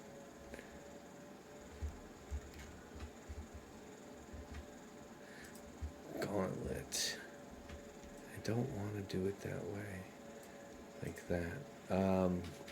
So then you run with it, and then you're doing that. It's like this. So that's not even a Sith ship. I don't dig that at all. Okay. 83%. And that's with it. Yeah, if you don't have Vader up front, you might be in some real trouble. So this split might not work the same way. Alright, so maybe we are back to really talking about doing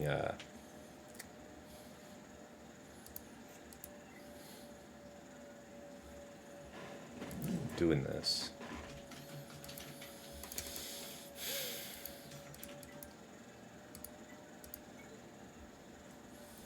If we do this, wait a minute. What about a Hodo? What about a Radis against Malevolence?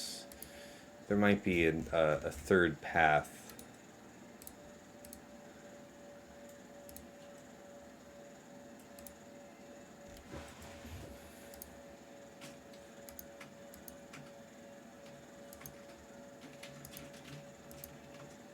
And it is only just the one ship. Yes, it's just the Vulture. So no Finalizer. What about a Radis? There's a Radis. 0%. Okay, well, that takes care of that. I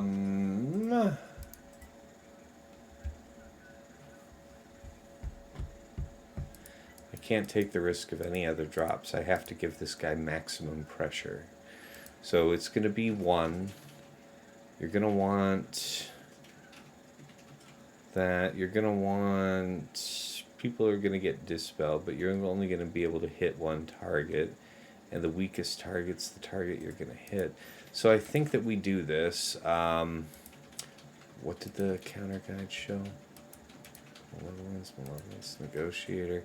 God damn it, did I really close it?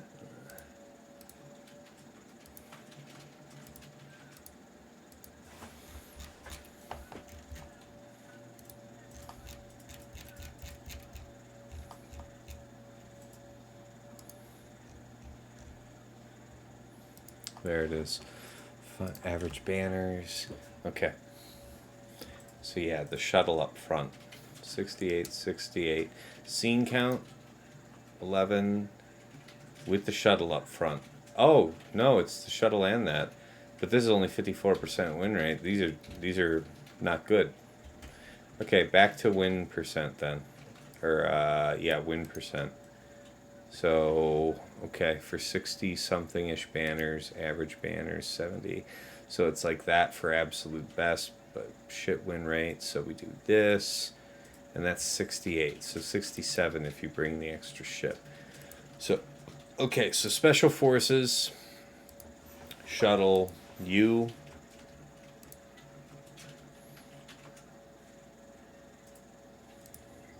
We can always remove you.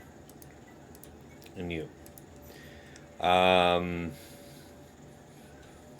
We don't anticipate it going that long. We could take the extra one banner just in case. You never know what might happen, and having the one extra ship, which might ensure a one-shot, is a better choice than not having it. We take our risk here, and then we could clean it up.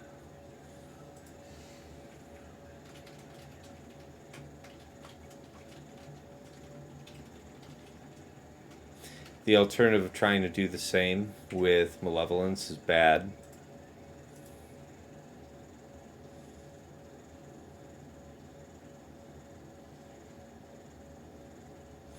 We could do Scythe, Gauntlet, Palpatine. Scythe, Gauntlet, Palpatine might actually be pretty good.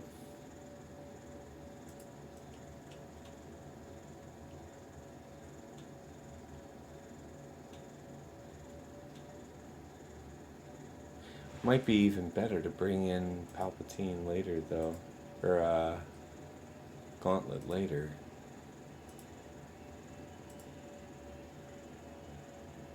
Because we would actually want to use... we'd want Gauntlet to come out later so that the others could live.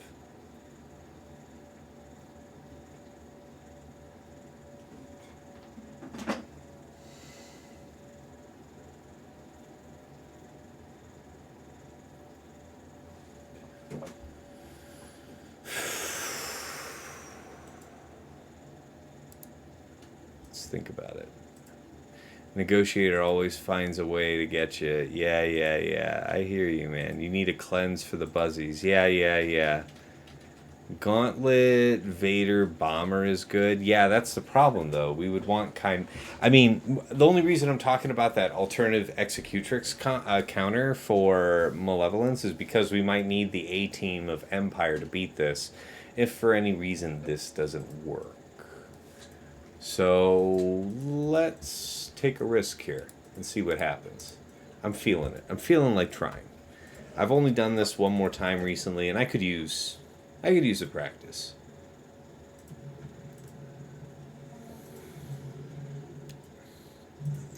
Okay, 1. You want this to work? I want this to work. We're all on the same team here, man. Okay, we do that. So here's the thing. I think just the basic alone would do it. Because we can't concoct him into like Oblivion, right? I guess we could try, but I don't think it bends that way. Alright, so we've done that now. Okay, so you're stunned like a jerk. Yeah, Plo Koon could come out. That might be a problem, but then we've got the other ship. Anakin's gonna probably try to do something soon.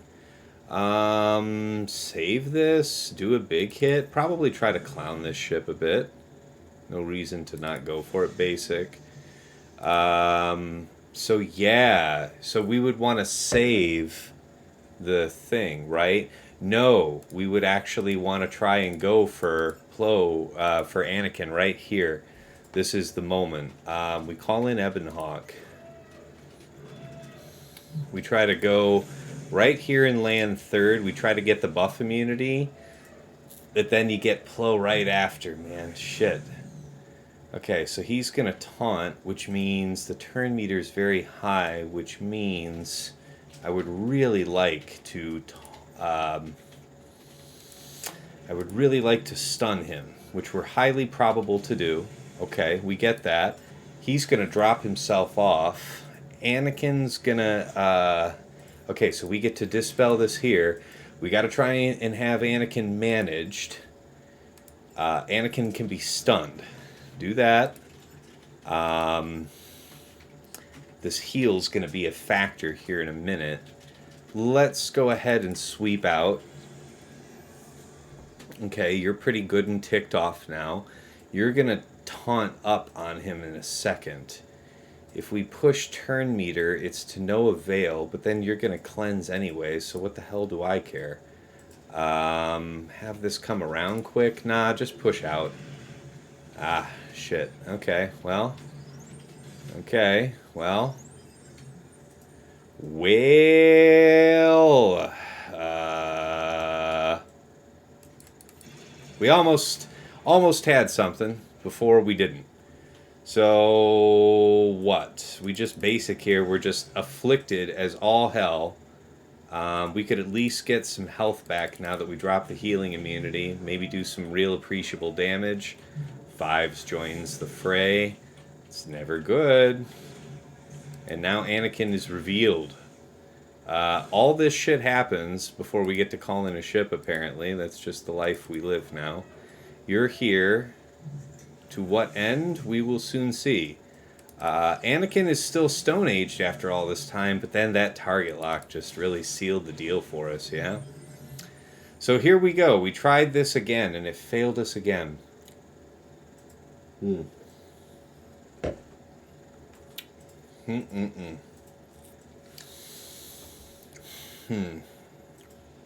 Alright, we have to withdraw. So, we mark Finalizer was a fail. Where are we at? Okay, Profundity was good. Now, we might have failed the other way too, but at least now we have the comfort of saying, if we fail the other way now, because now we're going to do that Empire split, but if we fail this way, now we know we tried. So, we're going to do Chimera. This was 0+ here with Finalizer. So, Finalizer, comment. One drop. Started crew, FOTP, and shuttle. What was it? Foo, FOTF, and Ebonhawk. Reinf. Forced UA without issue. Got reinforcement, called in Ebon and Hawk, and applied buff immunity and popped UA, but then Plo came in, we stunned, and nonetheless, Anakin was able to stabilize. So, you know, it's like you almost want two healing or buff immunity so that you could put one on Y-Wing, because, I mean, you really do want to put the one on Anakin so that you can cheese the unending loyalty and not have him gain the protection up when you pop it. That's kind of the plan there. Alright. Well, let's do the one that we know we have to do properly. Let's do Chimera. We go in with a pretty straight-up standard fleet. We take this, and then we grab what? We grab Interceptor and we grab Palp. So that's all that we should need for this. So let's go ahead and knock that out. Yeah, Plo kind of ruined the party. I mean, we delayed him. We really delayed the Wrath of Plo. I feel like I feel like there were other ways to have played the fight, but I feel like we made the right choices. Let's go ahead and get this applied over here. And this one. And then you get the mass, and then all of this. Okay. And still more attacks. Okay, so now we do this. We'll go ahead and target Rex with this one. Yeah, this will automatically put that mark on Jedi ships, so no need to waste your efforts there. We will just basic here, I think. Pop the Unending Loyalty. And that's pretty damn nice. So there goes your Anakin, straight out the gate. That's how easy that is. Have this come out. Yeah, this is a great time to shake off anything like target lock, thank God. We will take the health restoration. Makes life a bit easier. I would prefer having target lock on everybody. That's my jam. We are forced to hit Rex with her, so that's okay. We could sweep, but really to no great avail. Because Plo's going to come in soon, and we could punish that. Alright, so you're down and out of the way. We're no longer forced to do anything with you. Keep after 5s. He's a significant damage source. We can sap his turn meter, keep him jammed, work him down.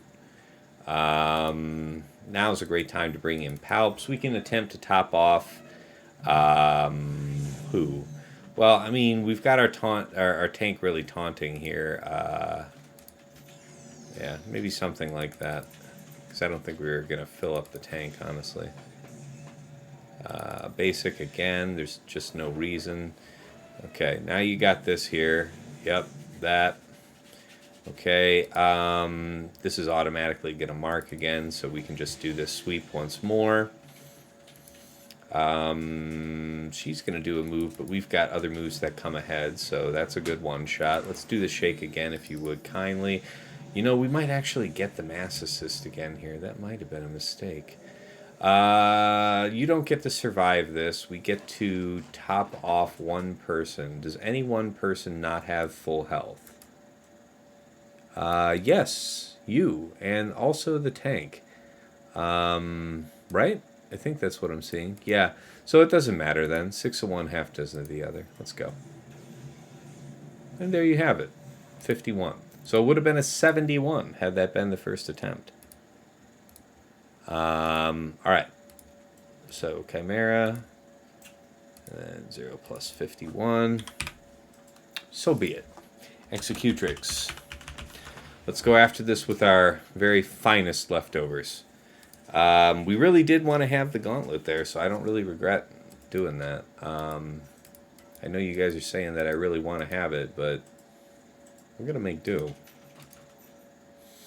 We could bring this in, but this would be my only ship.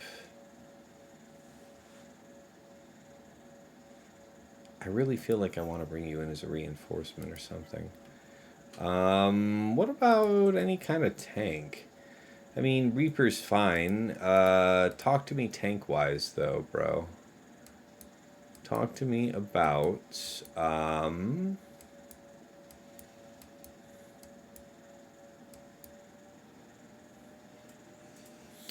So, Sith Bomber would do what? I mean, he'd get a chance to drop some bombs. We wouldn't be able to force a taunt. There's no other Sith to capitalize. He would be a warm body to die, but he would get concussion bombs out, which ain't nothing. However, not the only option. We could go with Defender, but then Defender would be pretty vulnerable to just getting boo-booed. On the other hand, though, our really only chance of doing huge damage would be with that, wouldn't it? Yeah, we're going to take that for sure. We'll take you, I guess. No, you know what? I'm not feeling that. We'll take this. What else do we want? I'll take you. All right. We're not going to... There's only there's only one reinforcement, so we only need 2 ships.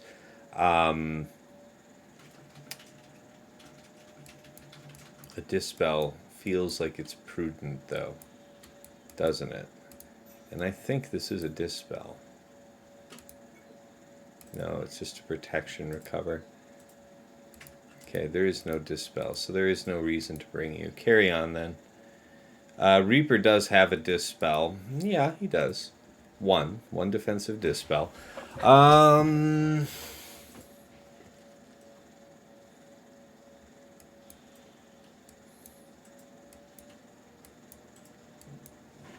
I think this is the recipe.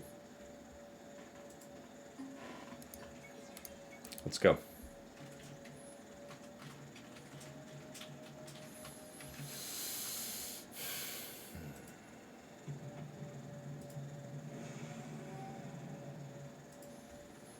Dun, dun, dun, dun, dun, dun, dun, dun, dun, dun, dun, dun, dun, dun, dun, dun, dun. Oh, you gotta be shitting kidding me.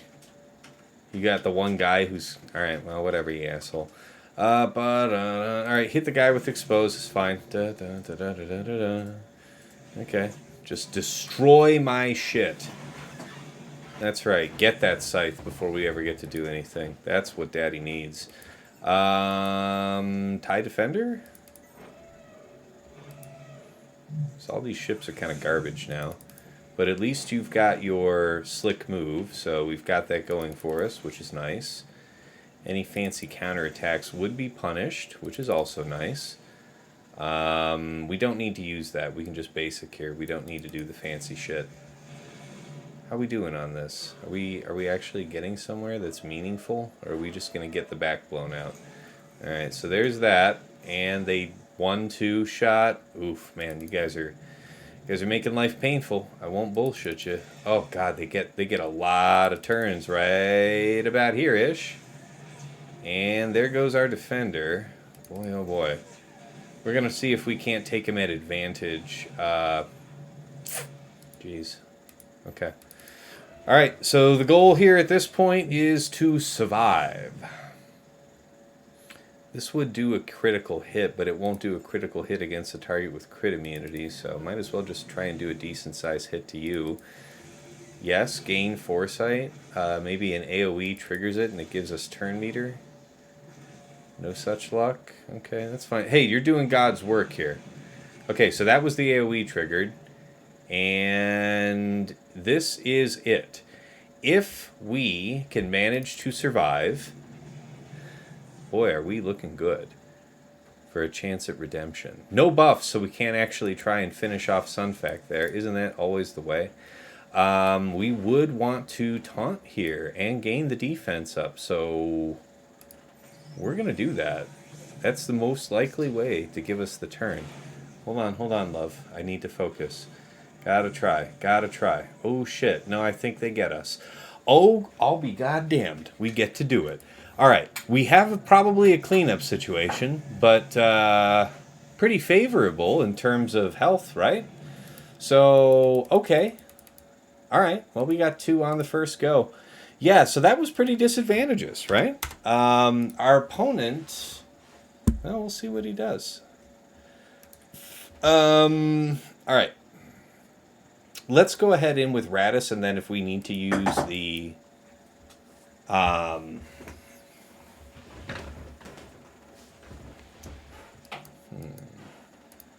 If we need to use the Home 1 fleet, we will.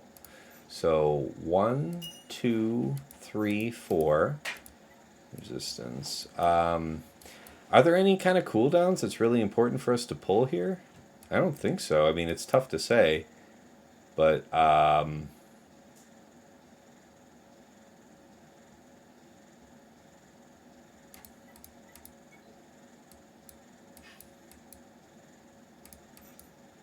take you and you. Alright, let's run it. Yeah, I thought that ult was... I don't think the ult was going to kill them all, because you know that it was going to divide the damage more or less evenly. I mean, it's random, so maybe it'll burst someone in particular, but nothing's guaranteed, you dig? Alright, so there's first Brap, there's second Brap, so... Feeling good about our chances, ladies and gentlemen. Boys and girls of all ages. Kick the shit out of them. Well, all right. Let's just do this then. How about for the sake of banners? And yeah. Okay, probably put a little more work into that than I needed to. So, good on me. So 2 plus 51. All right. Well, we were not denied. We were not denied our clear. So Radis there for the clear. Mark that green. Mark the other red. So Executrix. Yeah, mark it red, and then we got to put in our comment. So 1 drop. Without Gauntlet here, we were all but certain to lose once Vulture joined the field. Barely lived long enough to Tarkin ult. Everyone survived with red HP, so easy cleanup. So I mean, now if all those ships had survived with like red HP and I was out of fleets to clear it, would be absolutely like melting down, just fulminating in front of you. All right, we with what is it? A total of 3 drops, pulled off a 2017, which is pretty damn good for me. Let's go ahead and put that in 3. Oh, I see. We missed this one. So that was what, 316? 3. That was 316. Yeah, 316 was the other day. We'll figure that out. So this is 17 is when we started this, and that was against the Watt guy. I'll just fill in his proper name later. Our score is 2017. Okay. So yeah, let's go ahead and do our recap here. Wow, this has been a good long one. Every bit of 3 hours, going on 3.5. So, all right, for Executor, we went in with Profundity here. That one went to script, and it was 74 against Negotiator and Malevolence. So I had to take a risk here. I had Finalizer, and then I could do like an Empire split. So I tried to do Finalizer again against Negotiator, and again it failed. So I don't think I'm going to keep trying to press with it. I'm sure there's a way to win, and I'm sure maybe if even I tried to do it a couple more times, I could get that win. But it doesn't seem reliable. I mean, you can go back and look at the footage. Let me know in the YouTube comments if you think, if I blundered that and there was some way I could have played it better. There were definitely other play options, but I thought I did okay.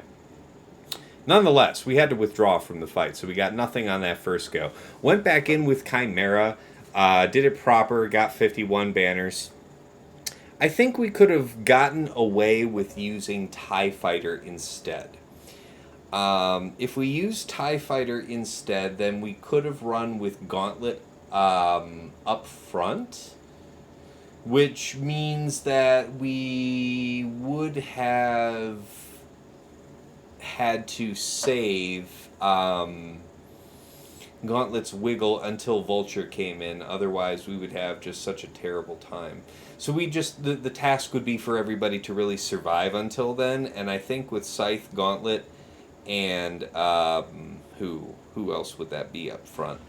I mean, it would have been ideally Palpatine. Did we end up calling in Palpatine? Palpatine came in, maybe wasn't so huge in this last fight. We've definitely had Chimera fights where the Palpatine was able to give us another banner or even 2 back.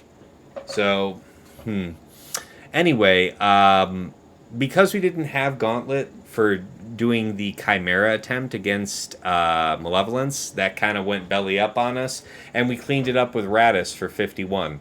So, yeah, that's that. All right, let's talk about this. I would almost say it's better to 2-shot Executor since it uses basically useless fleets, Hex and Holdo. Yeah, maybe. I mean, 1 2-shot would definitely be better than 2 2-shots, which is what I did here, so you might be onto something there. That might have been a better way to split it. That's fair. If I have to do it again, I might do exactly that. If you get Hoda out twice, though, you have no path to clear. Like, if you get unlucky and you have to back out with Finalizer, well, let's hope that you can play the Finalizer such that you can kill 1 ship and then, like, manipulate the cooldown. Go back in with Mace, something like that. And then for the third go in with Holdo, and then you should be okay. But if for any reason that doesn't pan out, you're probably up shit creek, yo. So yeah, that's something I think about. All right, let's talk about bottom front. Against Malgus, DR, BSF, we went in with Sith Eternal Solo for 58. Against Third Sister, Grand Inquisitor, and Eighth Brother, we went in with JMK Cat GK. This is my second time doing this. And again, GK did die, but we got it done for 55 banners. Against Ray, Swolo, Hoda, EP, MaraJ, Starkiller, for 54 banners. That was really the smoothest one of those I think I've done all this season. Really loved how that went. Against Traya, Malak's Nihilus, we did Slacker Solo for 58. Against Jabba, Cursant, and Boushh, we did Aphra BT1 000 for 56. So flawless on the front wall. In the back, against Shock, Tech, and Echo, we went in with Grand Inquisitor, 7th and 9th for 57. Against Boba, Dabbod, and Zam, we went in with Wampa for 58. Against Sortie, BB-8, and T3, we did Maul, Candy, Bow for 57. And against Santa Cara, ROLO, we did Hunt, Bad Batch, Echo, and Tech for 57. And then Lord Vader, Thrawn, and Royal, we did for 55. Using Fennec, Greef, Mando. Beautiful. All right, top side. So, this one was painful, I won't lie to you. Against Savage, Talon, Nest. So, Padme, Grandmaster, and Gideon made short work of the other two. But maybe it was mistiming. Maybe it was really, good setup. We had the Nescron there restoring bits of, her as we went. So we were up against that as well with her restoring natural protection. But, man, that level 9 healing her made it such that we weren't really able to pop her. I might have also been able to play that better if I had set it up for Padme to have that, 20 or so stacks of protection when it was her turn, and then just do all that on her raw health. That might have just killed her, but we didn't get that opportunity. Nonetheless, we went back in with JKR, Bastila, and Shock, and we cleaned it up perfectly for a total of 37 banners. Against Maul, Candy, and Bam, we went in with Sith Trio for 56. Qira, Hondo, L3, we did Lord Vader Solo for 59. We just pretty much put that on auto. We made sure that after Qira fell over, we kept focus on L3 until L3 was dead, and then, we just let it ride into the sunset with him and Hondo. Against CLS, Chewpio, C3PO, we used JKL, Hoda, Mace for 54. We did lose Mace, I will say that. We didn't have that happen before. Against RJT, Resistance Hero Finn, Resistance Hero Poe, we used Hux, Red, and FOTP for 57 banners. So, we had Imperial Troopers go to waste today. That's rare. So, that's the whole board, guys. Hell of a fight, right? It's been a long while, all through this stream. How many folks are still hanging out? Yeah, all right, we've got a good number of people still hanging on. Well, let's go ahead and get set up to get rated out here in a minute. Let me just go ahead and drop my links. If you want to catch previous episodes of the show with chapters added to make your life a little easier while browsing, I do upload my VODs to YouTube, so check that out. If you want to keep up with me, find out how this episode ends, I'll make a post and stuff on my Discord, depending on how this goes. Not depending on, but, I'll let you know how it turns out tomorrow. And if you want to keep up with me, message me, whatever, that's the place to do it, my community. And of course, if you want to support your boy, and you like the cut of my jib, or you want to get some time with me to help with your own GACs, whatever it is that you need, check out my Patreon, guys. Let's go ahead and do the shameless plug there real quick. Check out patreon.com/Tassinix. Guys, I've been as high as rank 3 in this game, and it's through a combination of picking the minds of my betters along the way, hard-fought experience, and sheer dumb luck, but nonetheless, I am happy to teach what I have learned to my supporters.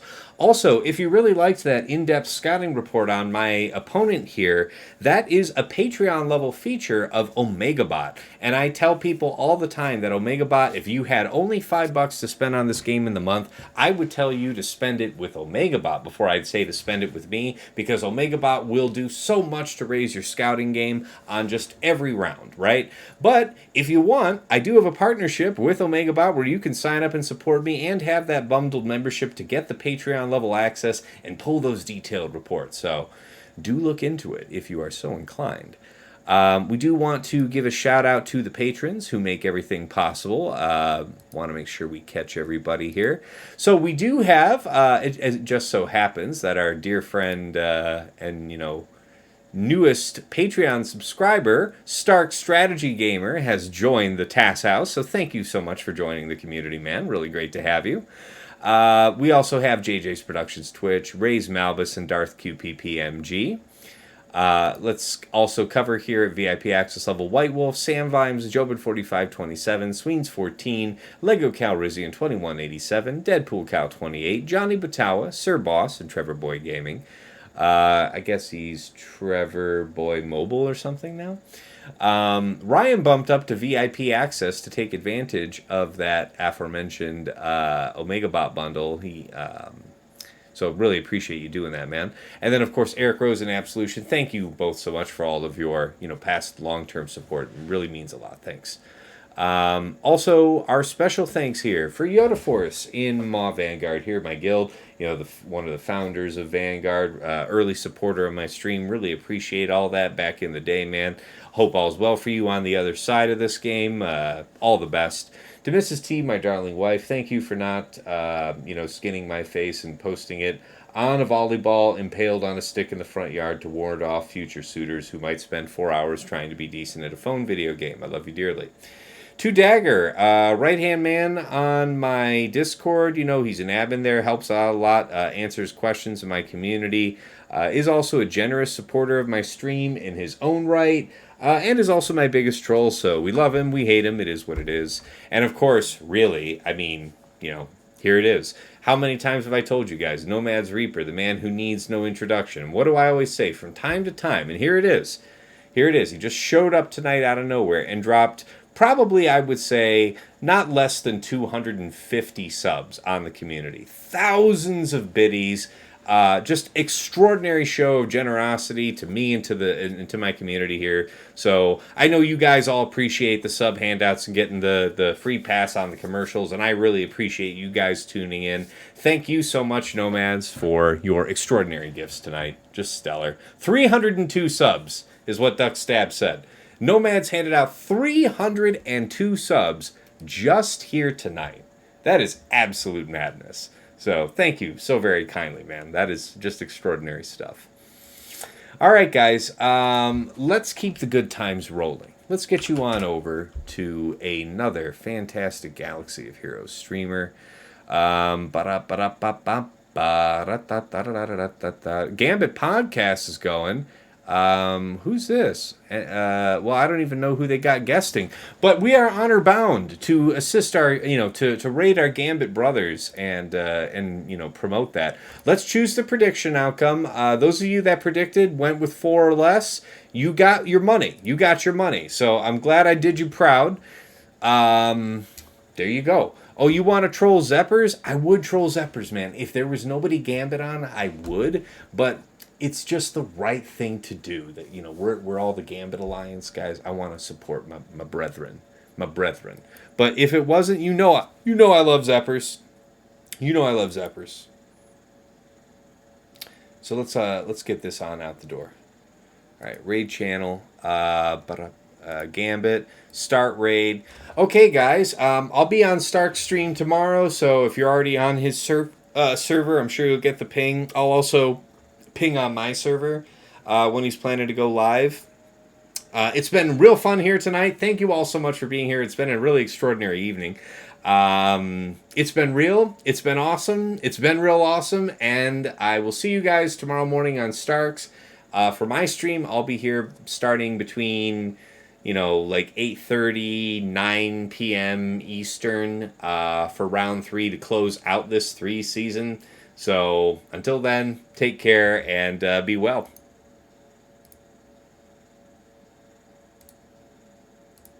What's the percent health damage? I don't know if you're going to get through, but...